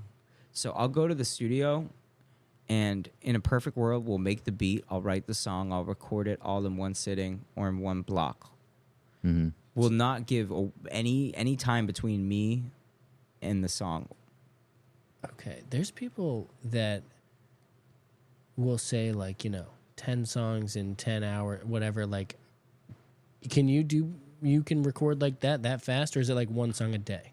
Well, I mean, it all differs. You know what I mean? I would not do finishing- 10 songs in 10 hours. Okay. Like, because you got to keep in mind, we make the beat too. Yeah. Well, so this, Are you yeah. still? You're exclusively with Knox still, right? So half the album is with Knox. Okay. And then the other half is with Leo Son. oh, okay. Okay. Yeah. And They collabed, I that's believe, it. right? There's like, and they've collaborated on some of the songs as well. But they're amazing, and the way I work with them is very similar, one stop shop. You go, Yeah. we make the beat together. Like as far as like maybe like me throwing an instrument on there, or like I'll start on guitar or piano, or like they'll start on either of those instruments, and we'll build it up as big as we can possibly get it while I write to it and record it. And yeah, I try not to leave much room between me and the song as far as thinking my way out of it, because what Okay. I do is I can bring something home, I can bring a record home or whatever to write to it, and I'll just write out of it. You know what I mean? I see On what the you mean. spot, you got to trust that instinct. So I've learned to just trust it. That's fair. I mean, just finding the right words, though, which I guess is part of that instinct of like, this is the first thing that comes to mind. This is what I'm thinking. Word. You know? But that whole writing process, I mean, I can't do it. So like, it just seems so hard to me. Owen's like, worked with Knox before. how do you make it rhyme and stuff? Like, I've been there. Yeah. Yeah. Yeah. Yeah, you guys cooked up. Yeah, I saw what the studio was all about. Yeah. But just like the writing part of it to me is like magical and not just like following your instinct, but like you're applying it to the rhythm, to the cadence of the song, and there's like some rhyming obviously involved. Like to just pull those words out in the same session that the beat's being made and have those be the final words, I feel like is like really hard to do. And by saying all this, I'm saying, and I've heard from so many other people that you are an amazing songwriter. Just to the themes that you lay out and like the pictures that you paint, it's happened to me on many of your songs. I would say all of your songs. I mean, like but sometimes there's certain ones that just like resonate a little bit more. Right. And like those ones have been in no particular order: Noose, IOU, Grown, and Holy. Those ones are those are my favorite ones. Honorable mention to Bury Me. Nice. So I just, those particular things. And maybe not all of those were written in the same session, but I just admire that. Like just the fact that you can do that and actually make it like coherent all in the same day. I guess I'm not really, this might sound mundane to you. Holy just came out. Holy just came to me. It sounds like something like if you were just going to sit and describe something to me, like without, singing and rhyming it, those words would be very similar. It just sounds like. Yeah, I mean, me and Leo both had goosebumps when I was recording Holy. Like I he have wanted to goosebumps cry. thinking about it. And then that Holy, that drop part, freestyle. Really? Wow. Totally freestyled. He threw a vocoder on my voice, and we were just fucking around. And all of a sudden, I was just, Holy, is there room for me? Just total freestyle. Total freestyled it. That's amazing. I mean, Noose, very similar thing. I started with the acapella. Noose was actually 2 different songs at first. And then Bury Me, same thing, dude. Like, all of those just came out. Grown just came out. I sat at the piano with Knox. Dun, dun, to cigarettes after sex. That might be my all-time Dude, favorite. so I'm not alone. When I got we saw you perform in 2021, it was that October. The whole crowd Middle East downstairs singing that song with you was like, Man. dude, are you kidding me? Yeah. Does not get better than that. No, As it's an great. artist, like everybody's singing your song, and it means something to everybody Yeah. too. Like, Yeah. and you obviously. People were crying. I've seen people cry while doing shit. Grown. Like, I almost got choked up one time because I saw somebody just scream crying the lyrics to that song. And that song is real special, man, because, like, it was the theme around the song was like I was feeling like I was my growth was stunted after my father's passing. You know what I mean? And it was a play on it was a sarcastic play on like, don't you love how much I've grown? Like, I thought I'd be so much more grown by now, and it's still like the same type of thing. You know what I mean? And it starts out as like cigarettes after sex, touch me so I know I'm not alone. Like, it's like, okay, here I am in the same predicament. Like, I'm like in another situationship or whatever, and it's still another soulless love interest. And like, don't you think I would have outgrown things like this by now? And just like wanting to be touched, to just feel like I'm not so alone in that moment. You know what I mean? Yeah. And that was just the whole thing around Grown. So it was all one big, what's the word I'm looking for? Contradiction. You know? Yeah. Well, that That's was part interesting. of Love that. that song. Well, that wasn't on that album actually, but I remember the ugly parts. There were contradictions in that too. Like, you love a pretty mind but hate the ugly parts. You run from the same thing you're running towards or whatever. Yeah. I remember you mentioned you added contradictions in there, but Grown was before that. So Yeah. it's interesting you've been. Definitely a play that I do, Yeah. for sure. Oh shit! Are we putting your tools out there right now?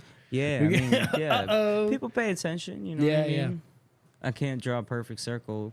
But you live in one, yeah. Yeah. Oh, so I actually had a question about a lyric, and this is stupid. Good. Let's do it. It's a grown lyric because you said you hope your father doesn't look down 25 years in the book now. There's two things because you're like look down, like to look down on somebody. That's what I think the real reason is, right? That's like what the lyric says. But I was also like, you hope he doesn't look down. Well, I was like, well, I hope he'd be, in heaven looking down at you, So I was like, there's that element of it too. So I'm like, well, I hope he's looking down that way. Right. I took it as like, you hope he doesn't see you right now, like in the way you are in this Exactly. current moment. Oh, Yeah. dude, that's an element I hadn't even considered, and I'm so glad we talked about it. Yeah. Well, I mean, so like the scene in my mind starts with me kind of like laying with this love interest, Okay. unenthused, unimpressed. I'm glad I asked this question. I thought it was a stupid question. unavailable. No, it's a good So question. then it's like, I hope my father doesn't look down. Yeah. 20 plus years and tell me you love How me. did I stay not a pick- while, it seems so cigarette hangs obvious from my now. crooked smile. Wow. Still trying to figure me out. Summer sweat up on my brow. It's Must happening be right nice now. to have a vice, huh? I wish the drugs ain't let me down. So like it Mama, was, I'm okay. yeah, Wish the exactly. demons would go away. It's just like physically looking down. Yeah. Yeah. I from totally heaven get at it me. now, You're and I just like, don't know look how I right missed now that. because Yeah. I'm Yeah. doing some shit that you might not like. That's fair. Or Yeah. just in general, like Yeah. again, it was one of those things where I felt as though I haven't grown. I should be XYZ by now, and I wasn't XYZ by then. So that's kind of the gist of that record. I see. Okay. Yeah, That's a timeless. That's eye-opening timeless for song. me, and I can't believe I didn't catch that. But love you that know. song. It's a great record. I mean, it's a fucking beautiful, beautiful song. Really I wrote is. that. Great on video too. 2 hours of sleep. Yeah, shout out Tange. But that was one of those magical Caffeine and no moments. sleep. Bro, that was I can't. You weren't You lying. make your best songs on no sleep. I Is do. that a thing? I do. Okay. And because again, it's like more room, less room between me and the record, or me and a second thought. It's just Interesting. boom, Interesting. But here's the thing, man. It's like one of those things. Music, there's such a spiritual element to it, like what we were talking about. I can't tell you how I got those words. I can't tell you how I played those notes in succession with those words, because that's me on piano too. I can't tell you what drove me to write that song that day. All I can tell you is that it happened. I go like this. Like when people ask like where the music comes from, where the songs come from, the words, I go like this because it's like something greater than myself. It's so much bigger than all of us. You go into a room where there's complete silence, and you leave with this whole body of work. You know what I mean? You can't fucking describe that, dude. I don't care how many classes you teach or how many ways that you want to theorize it or whatever. Really, at the end of the day, what it is it's a spiritual thing. Yeah.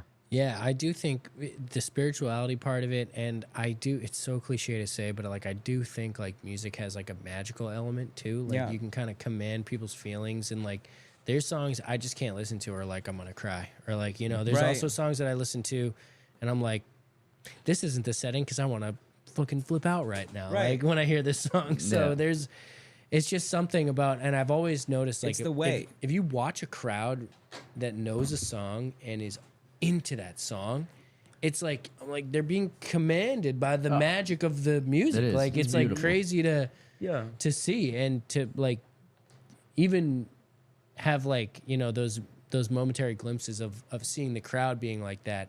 It must be magnified by I don't know how many times to be the person that made the music and seeing that happen. Yeah. And then like maybe you're like, hey, I know this crowd knows this song so well. What if I like change it a little bit to and they get it, like live performances. You do those little tweaks or whatever. Right. Like give a little tidbit while you're live, and people eat that up. And that's just like I don't know if that's really the patterns, like how we all like pattern recognition, and music is all patterns, and the things, just being able to recognize those to an extent that you can kind of like feed that to people in a way that's it's original and not original at the same time. Like if it's a song they've already known, you're given slightly different variations of it. It's cool stuff. It's cool stuff. I love the deep cut things, so, and I love seeing you perform live. So Yeah. give me some tidbits next time. Not that you haven't. Just give me one, dude.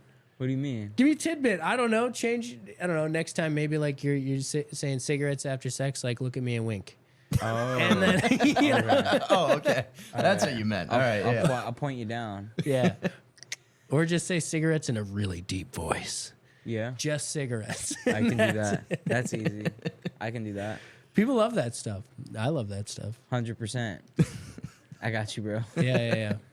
Is there a better feeling than, I mean, obviously performing in front of a crowd and hearing them sing your lyrics is a great feeling, but I have to feel like the feeling when you're driving home from the studio after you made something you really like and you're playing it over and over again in the car and you're like, oh, I got one here.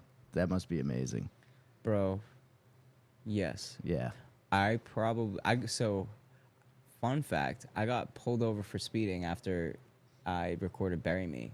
Oh, because you were all jacked You up. probably didn't dude. even realize you were speeding. I was so jacked up. Yeah. Leaving that studio session, but I think the highest high that I felt, because that's like the next best feeling. Next to performing is being in the car on the way to the studio, having a new song and loving it. And like wanting to show your people. Have you ever gotten a 2 a.m. text from me on the way home from a studio? Like, yo, check this out.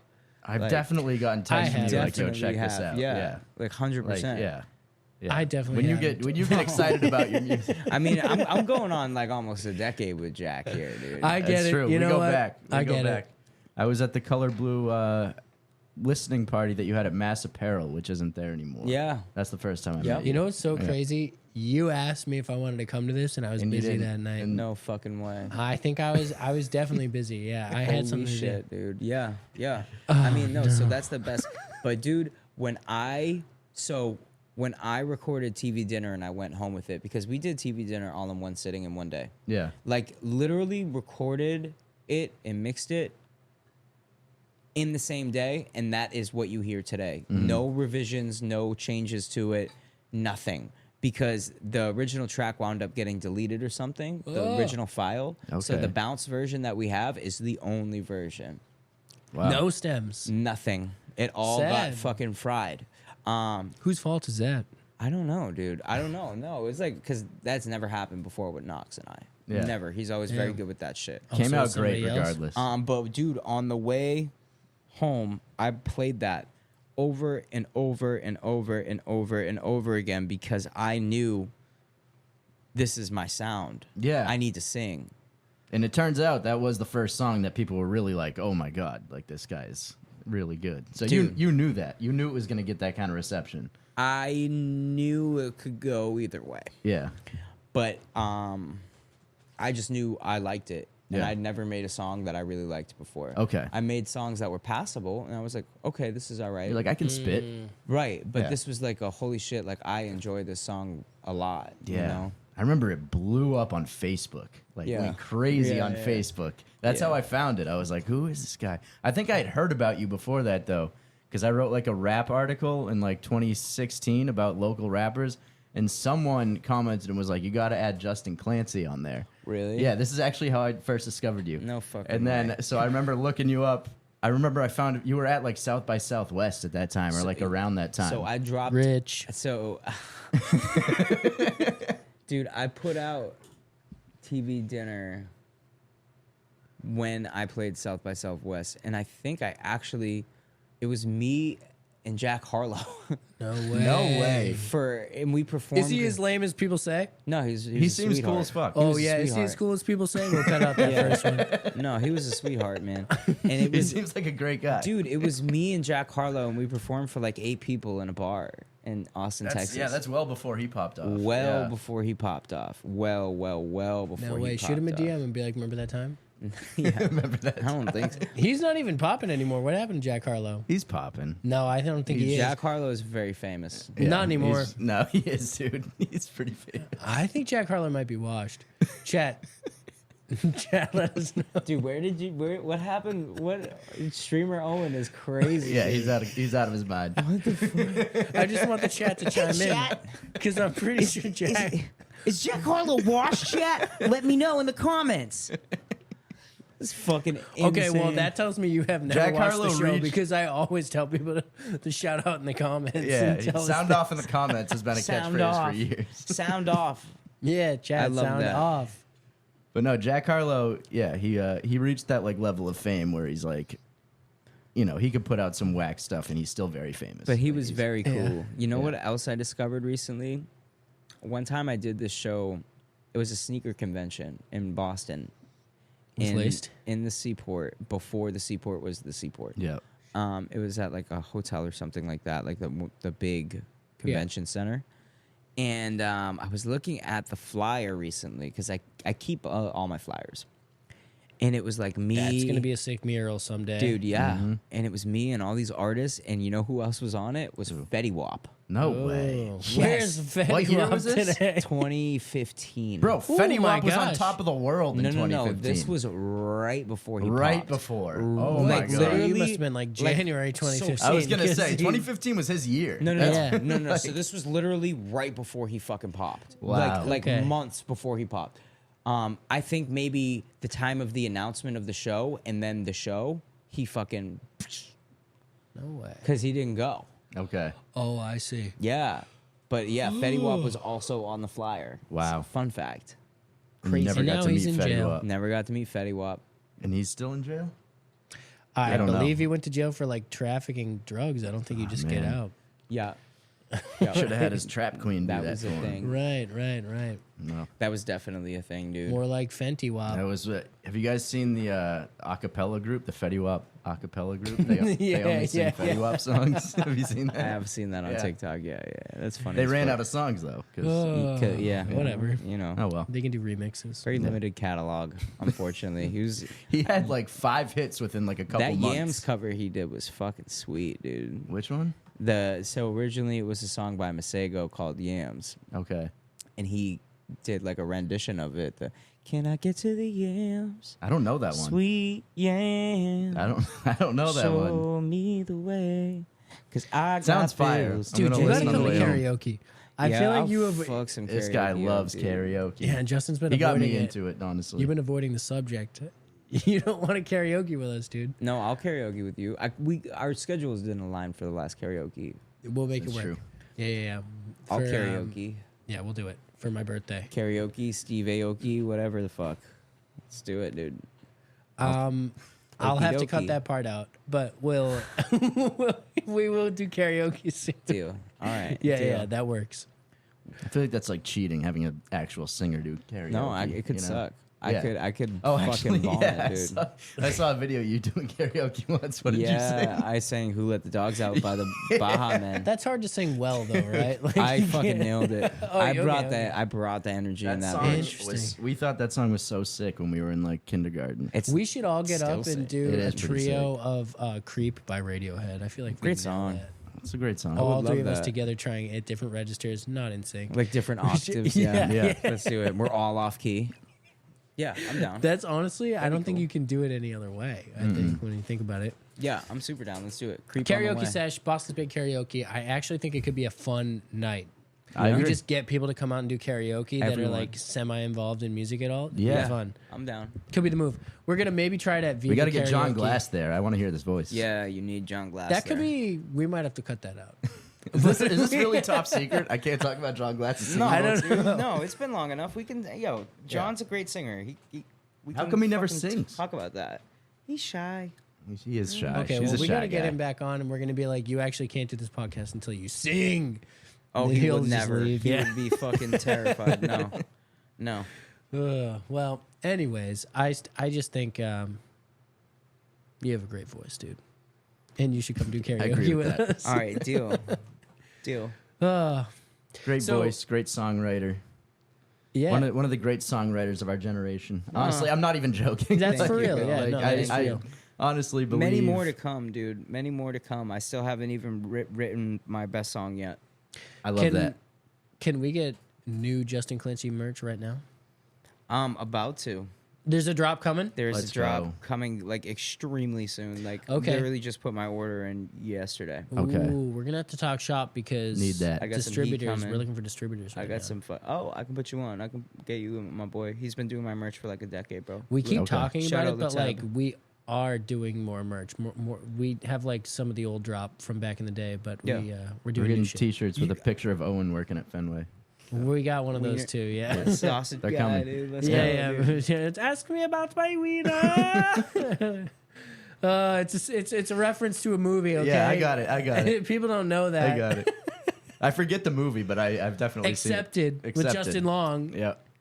And Jonah Hill's the one who says it. Yeah, Wow, it's throwback. South Deep Harmon cut. Institute of Technology. Yeah, right? shit. Yeah, dude. Oh man, that was on Comedy Central all the fucking time. It was a good movie, underrated. Yeah, I remember that. That's fucking hilarious. Holy deep cut. Yeah. Wowzers. Wowzers. Yeah, I'm down.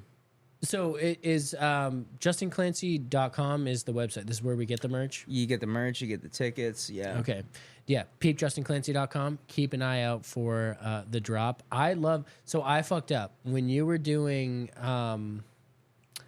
it wasn't, I think it was color blue. There was no, it was not. It was the ugly parts. You had there was an orange and a pink hoodie. I fucked up. I didn't buy them. And they're Orange and a pink hoodie? There was I think it was hyacinth was the color. And then there was also an orange one. I almost got the pink one. I was this close. And I fucked up. Oh, that was for the color blue. Oh, it was color blue merch. Yeah. Okay. I must have been I think looking it was just when general merch. I think see. it was just because I had these pink hoodies and it had like the umbrella on it. That must have been it. I was like about to get it.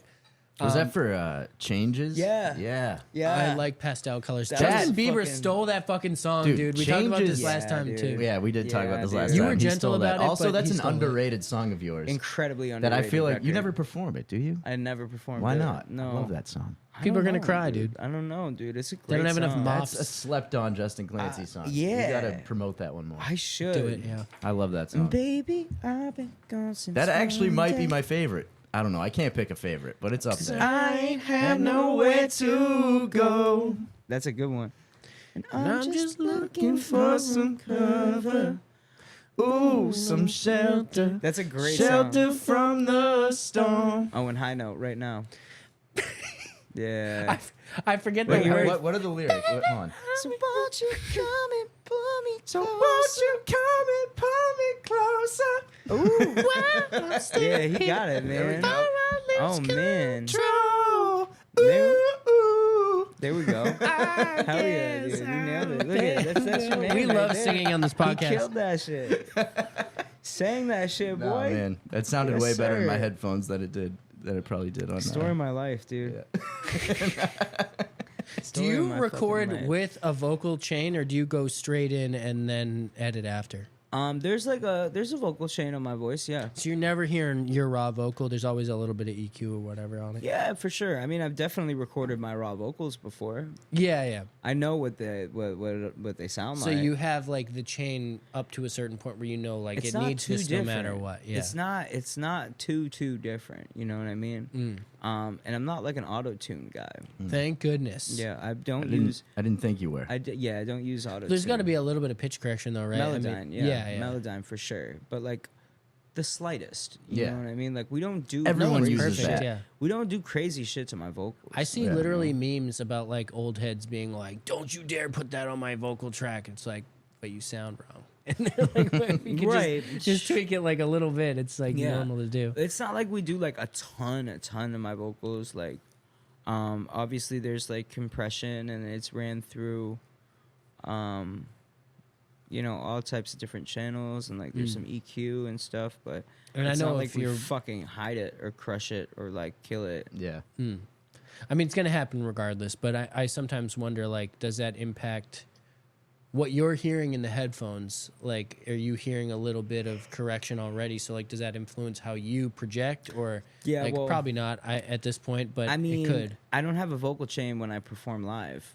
right? It's yeah. just all raw vocals. And you is- got Love the that. in-ears, right? So you yeah, hear which is yourself. like I would not fucking suggest that to anybody. Dude. The in-ears, or- no? If you can have a vocal rack for your live performances, do that shit. Okay. Because man, But how do you... sometimes they be rough as fuck. You got to wheel in your own hardware for that, or like use a computer that has your settings? Like, how do you have your chain set up like in the venue? I don't have one. But like, how would somebody if that was your plan? Oh, you would have to have like a vocal rack that you bring Like, with you you to bring venues. physically So with you're you. kind Yeah. of like the sound guy. I So see. you would have like a I set. bet they love that. Yeah, yeah. The sound Yeah. guys probably get so pumped Essentially, all about they need that. to do is just levels at the end of the day. Everything else is kind True. of handled. Yeah, actually, do sound guys even work? Because you probably have some sound guy stories. Hit me with a couple, dude. Worst sound guy you've ever had? There's got to be some rude sound guys out there, right? It's kind of like their thing, isn't it? Owen and I once saw Yeah, it Talib. is. Owen and I once saw Talib Kweli kick the sound guy off the Oh stage. my Oh, yeah. God, I heard about that. Yeah. That is a legendary talked He story. about said, it "Get a this lot of fuck boy times. off the stage." You were there? Yeah, we were there. Oh, you know what? I do. The worst sound guy I ever had was the last time I played Sonya.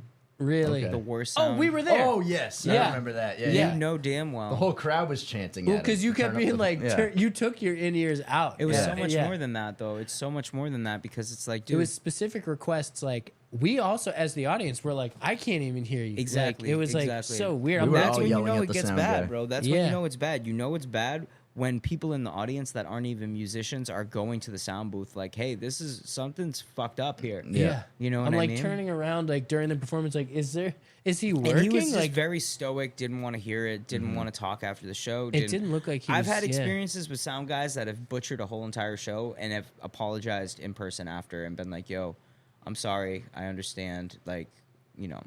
If you whatever. don't know an artist or like maybe they're doing something, like I can't imagine there's many surprises in your set. Like, but there could be people doing something. There's like a scream at one point, whatever. Like, you know, that's like harder for a sound guy to adjust like in the moment. But those are probably, I would imagine, more momentary things. Like otherwise, you got to just make things sound good. Like, how mean- hard is it to make it sound good? Pretty hard. Yeah, I get if It you're a is sound pretty guy, hard. but yeah, No, it's not easy to be a sound guy because you Yeah. got to take into consideration the acoustics in the room. There's Mm-hmm. a lot of different elements that come with being a sound engineer, and I understand and respect that. Right, But I right. also, you know what I mean? Some of them are just kind of fucking dicks. yeah.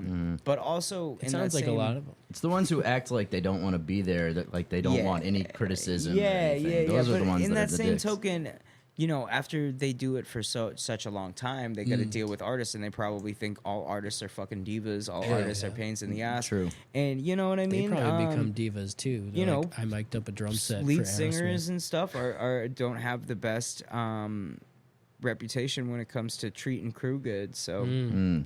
they're immediately gonna. Oh, so you're working off stereotypes too. What do you mean? You said singers like not treating people well. Well, I'm just trying to be devil's advocate I see. Yeah, for the sound people. You know. it's fair I enough. Yeah. always make sure that I'm nice to sound people. I always make sure because You definitely want them on your side. yes, Oh, for sure. It's like talking Yeah, to yeah, yeah. a referee Oh, in a you're treading basketball lightly, game. It's yeah. like you want them on your right. side. It's Yeah. like being nice to the line cook. You know what I mean? yeah. Like, Yeah. yo, you get on the line cook's good side, you might get some extra food. You might, you know what I mean? He gonna make sure that you have a good experience at the dinner table. Yeah. Yeah. So Or same you could thing get with the moldy sound bread. engineer. It's like they're gonna make or break it. They're gonna Yeah. make or break the fucking show. Mm. You know? That's good advice. Yeah. Be friendly with the sound guy. Well, do you Always. find like when you get to a, I know like in the past you've had like trouble with sound check, and that's something that you want to get. Obviously, I mean some artists don't care about it as much, and being a singer, I I mean, I imagine play with wanna a band, so you need you to got to sound check, Yeah. right? And like some people are gonna, you know, if they're a local, whoever they are, like they might take up more time than you needed or whatever, and it's hard to do that. Do you try to come in and make a rapport with the sound guy when it's like when you're traveling, or is it just kind of, you know, you wait your turn, you get a chance? whenever you- Absolutely. I mean, Okay. it's easy to not be a fucking asshole. Yeah. You know what I mean? Like when Clip it's that. my turn to sound check,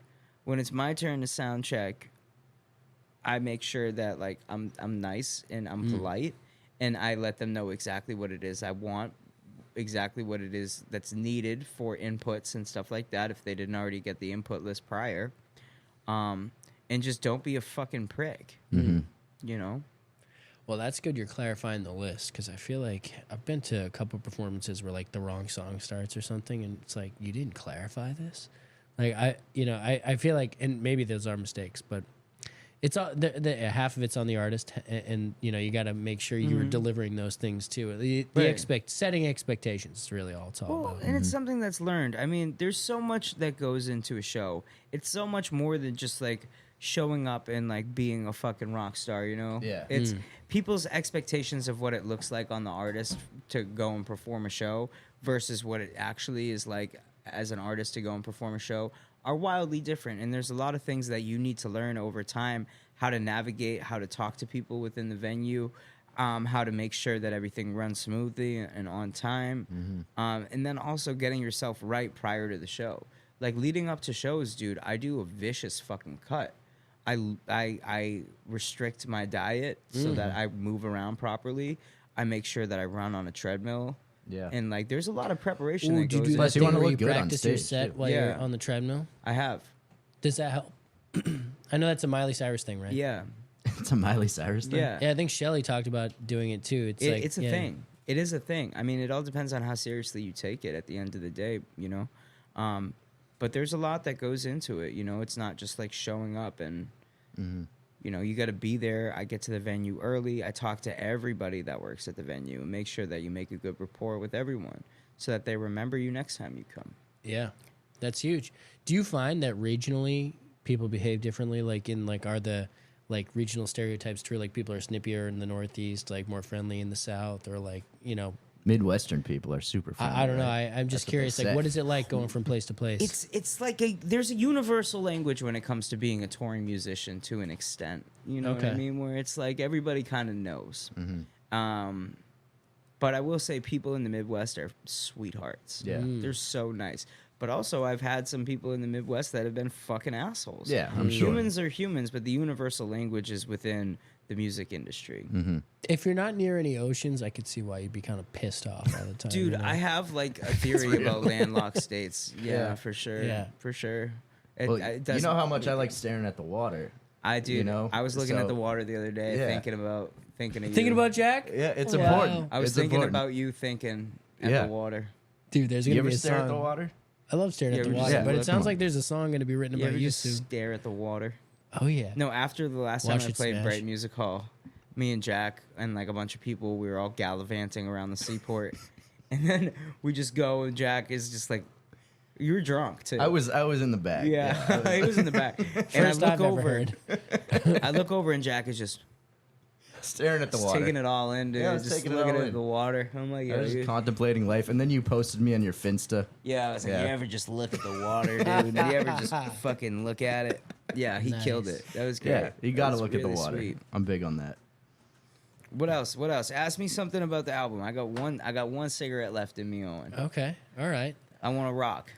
About the Let's album? rock. About We'll the rapid album. fire. Anything you want. Let's go crazy. All right, what's different about this album compared to your past work? What can people expect that's different? It evolved. Yeah. It's an evolved version of This everything is a that full I've done. circle because we talked about evolution in We the very did. beginning. So sorry, continue. This album is an evolved version. It's an amalgamation of everything that I've ever created in a long format. So it's all of that and more. So people who are fans of, say, your what was the last project would have been the Broken Parts. Yeah. Say someone who caught on to you at that time, and they're There's expecting gonna be that. Yeah. there's going to be some of that, a little bit of everything. Yeah, from the there's past. gonna be that, but it's gonna be different. Yeah. You know, I never want to do the same thing twice, like what we talked about before. Yeah. However, it's adjacent. You know, it's similar. Of course. But it's just grown up more. You know what I mean? Grown is that a pun? Dude, see, if you pay attention, maybe go back through the episode. He's been dropping song titles as his answers to questions. The whole time. Yeah. My last fucking idea ever. Just everything I say is just Yeah. You're just like ghost. yeah. type, out of context. type shit. Type Type shit. type Oh, yeah, shit. that's right. We new, gotta get- new Justin Clancy single type shit coming Wait, out. we gotta get nonchalant Type, Justin type, for the type, last type 10 shit. minutes. No, yeah, but, so what makes you dope, dude? Type shit. You know what I'm saying? I just be doing my thing. You know what I'm saying? Yeah. Type shit. Type shit, yeah. Period. I type agree. Shit. Period. Yeah, that's dope. That's dope. Anyways, that was the no jumper segment. Shout out Adam22. No, I'm just kidding. I don't like that guy. Well, the evolution of the album I like, and what I want to know is like, do you see? And this is hard to say, you know, like the core of this question comes from how there were elements of what we talked about before that have now evolved into what we're talking about today. Next time we talk, Do you see what maybe those changes are going to be in the new Justin that we see next time?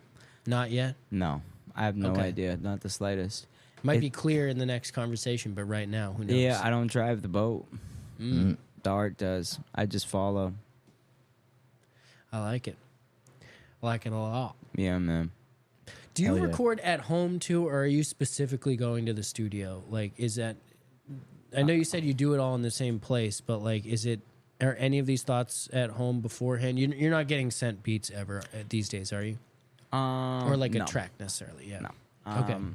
No, I don't really. I prefer not to work like that. Yeah. Okay. I Or maybe prefer like a not melody to. you come up with, and It's then not that I haven't before, but the best way for me to work is in person. It's an energy exchange between me and whoever I'm working with. and there's the like- accountability of we're both here. You know. Exactly. But I will say, like, sometimes I'll start ideas at my house. Like January Blue, for Yeah. example. I started that idea because I took a nap. I took a nap and I woke up and I had the word January Blue in my head. Okay. And I was like, I only think love me because I'm lonely just like you. So I went to the piano, fresh off a nap, and I just I love found that the song. chords. You know who loves that song? My mom. Yeah, Yeah. it's a great she, song. She has it stuck in her head like all the time. It's a She's fucking always great singing song. Really long hook though. Very, I very love the long hook, though. Yeah, me too. But it's just a very, very long one. Would you shorten it in hindsight, or is it you like No, it how fuck it is? no. Okay. No, it serves the purpose. You know what I mean? Fair. It serves the purpose. TV Dinner has a very long hook. 16 That's- bar hook. That's what people loved about it, though. I feel like that's kind of what Yeah. people. It's definitely not a standard A. I mean, that's the AB first pop song that like hook. people sang back to you like at a show. Yeah. People memorize that. You want to hear something? Quickly. You want to hear something funny? So I did this writing camp for ASCAP, right? And it was Rich. It was me. It was no, dude, no.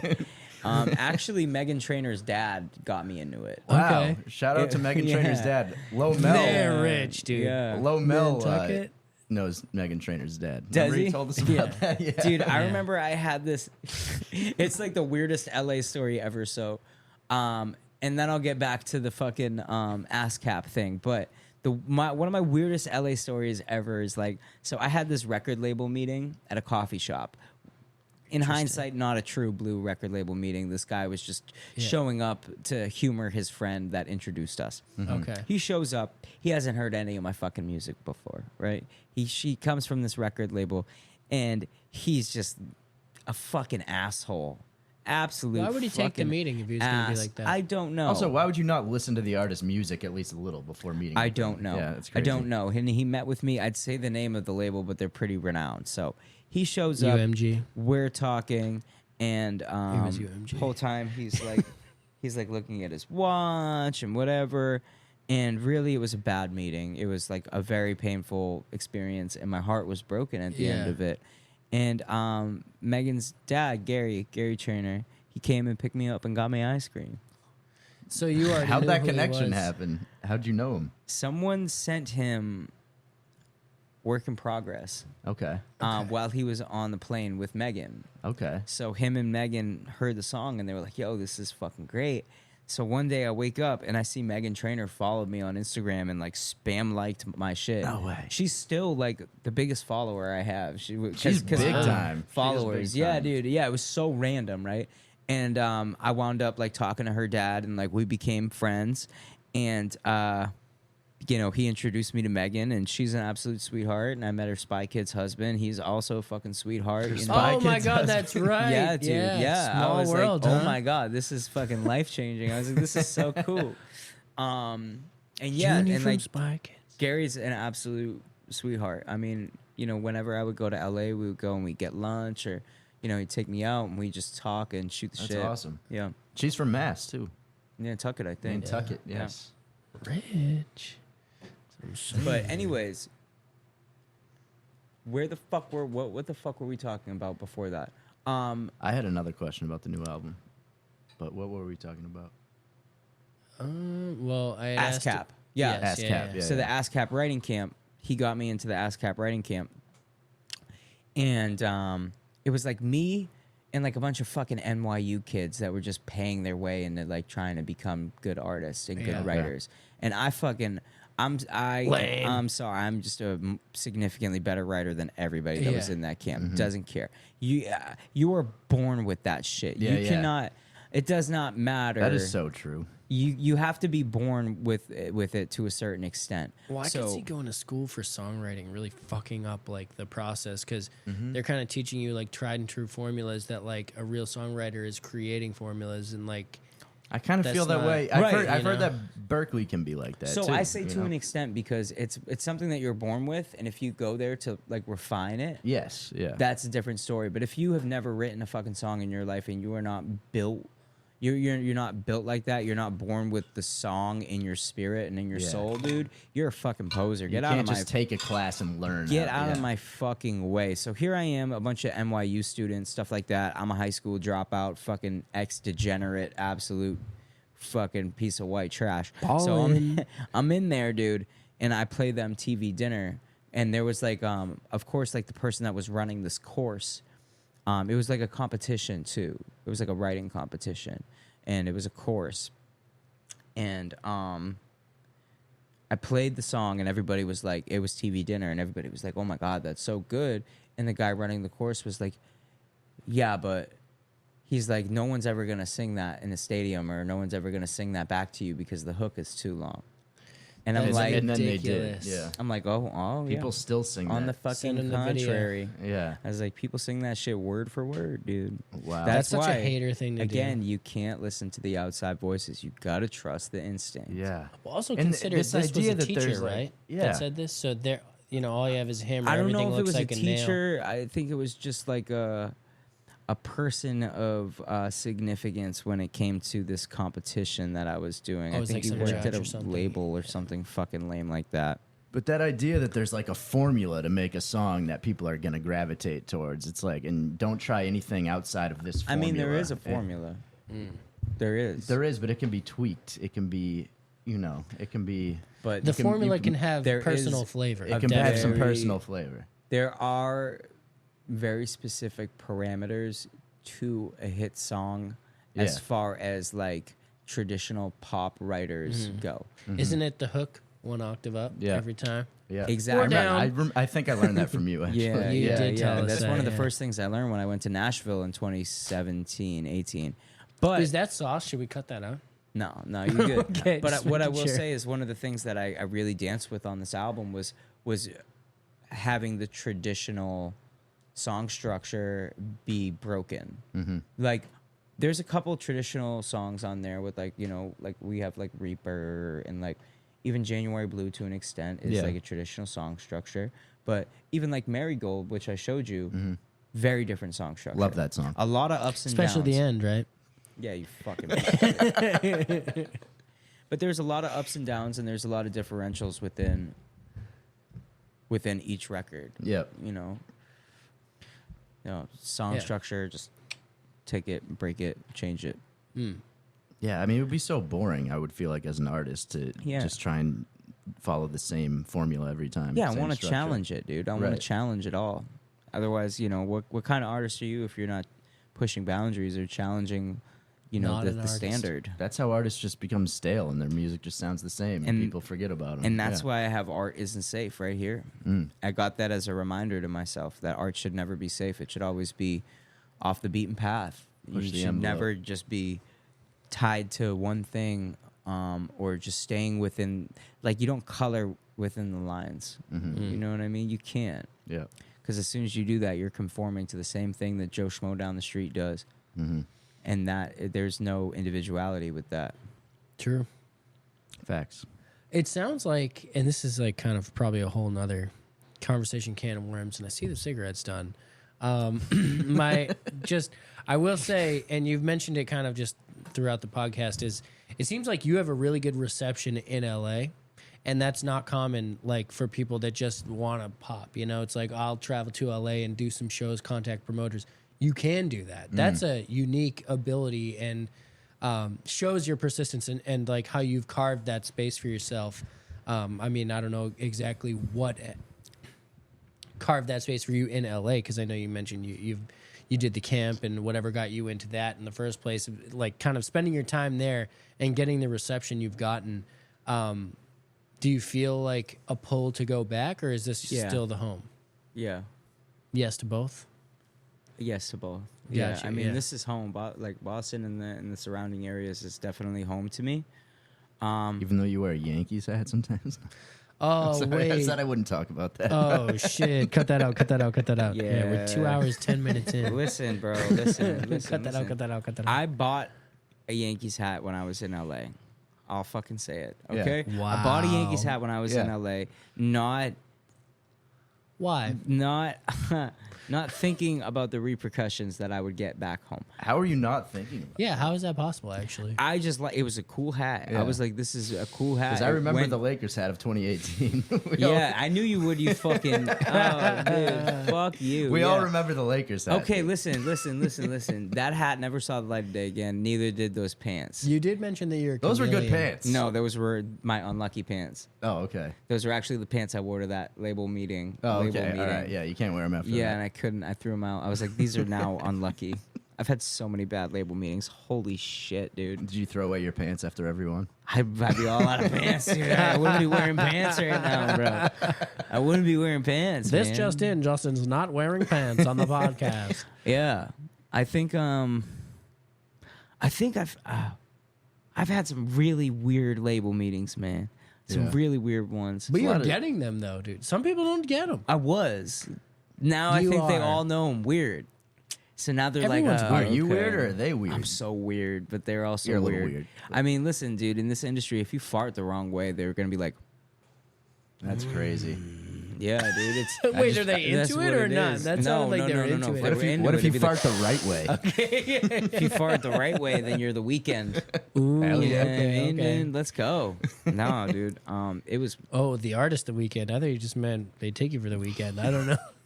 I didn't know what they you were saying. adopt dude. you for a weekend. Just yeah. for a weekend. Nah, no. I don't know what happens in LA, dude. We're on the opposite side of the earth. Yeah. Yeah, the whole universe. We're on the opposite side of it. We're on. We're smarter. We're better. We're more coastal somehow. Yeah, exactly. No, my point exactly. You get it. Yeah, no, it all makes sense. Yeah, so I mean, I don't know. I just wanted to ask about the LA thing because I noticed like it's a coveted place that you seem to have like carved a space in. So I like that. And I mean, I'm the happy for you. energy out there was different when I went this last time. The energy was definitely different, for sure. They switched up on you? In a good way? Like in a good way. Oh, in a good way. Yeah. Okay, the way you were just Yeah, saying in that, a it very sounded good like way. maybe not. No, it felt great. That is awesome. It felt a lot more welcoming. It felt good. You know, I had a good time. But this is always my home. I love it here. Mm-hmm. You know? Well, you're always welcome, as far as I'm aware. Thank you. Owen gave you the pass. Yeah. You just have to make sure you check in with him. Yeah, when you yeah, get we're his neighbors space. now. We're neighbors now. Whenever so. I drive down the VFW Parkway, I gotta check in with you, bro. I gotta be like, Yeah. man, am I cool? to And come? Pepe. Well, if you ever go to LA, just know that people miss you. So, no, that's awesome. And we know we can get Justin Clancy merch at justinclancy.com. Drop coming soon. And if there's pink stuff, I'm all over it. So it's going to be sold out. Pink Too stuff. bad, guys. Whatever other colors, I'll probably buy too. Fair. So, I love merch, dude. Probably black and white. I have your I'd black say. hoodie, so I need a fresh You need another non-black black hoodie. hoodie, dude. Another black hoodie. You need another one, bro. Can never I have might too have got many. bleach on the one I Yeah. have actually. Did I? Fair. Did I get bleach on that one, or Fair. was it the other one? I got bleach don't on know. one Get of this my man a black black hoodies. hoodie. Yeah. Get this man All a right, black I'm getting a hoodie. new black hoodie and maybe the pink one. JustinClancy.com. Project out, but 8/8. it will be out. This will be out before then. Yes. We're gonna make that happen. Nice. So, Cool. but yeah, all right. Well, hey, thanks for coming on. Yeah. And we're gonna be listening party soon, 8-7. right before this. Actually, this will be the day before that. Perfect. So, looking right. forward to it. And hey, thanks for coming on, dude. Big Yeah. deal. It's always awesome talking. to you, so. Amazing. Thank you for having me, dude. All Appreciate right. it, bruv. Appreciate you, boys.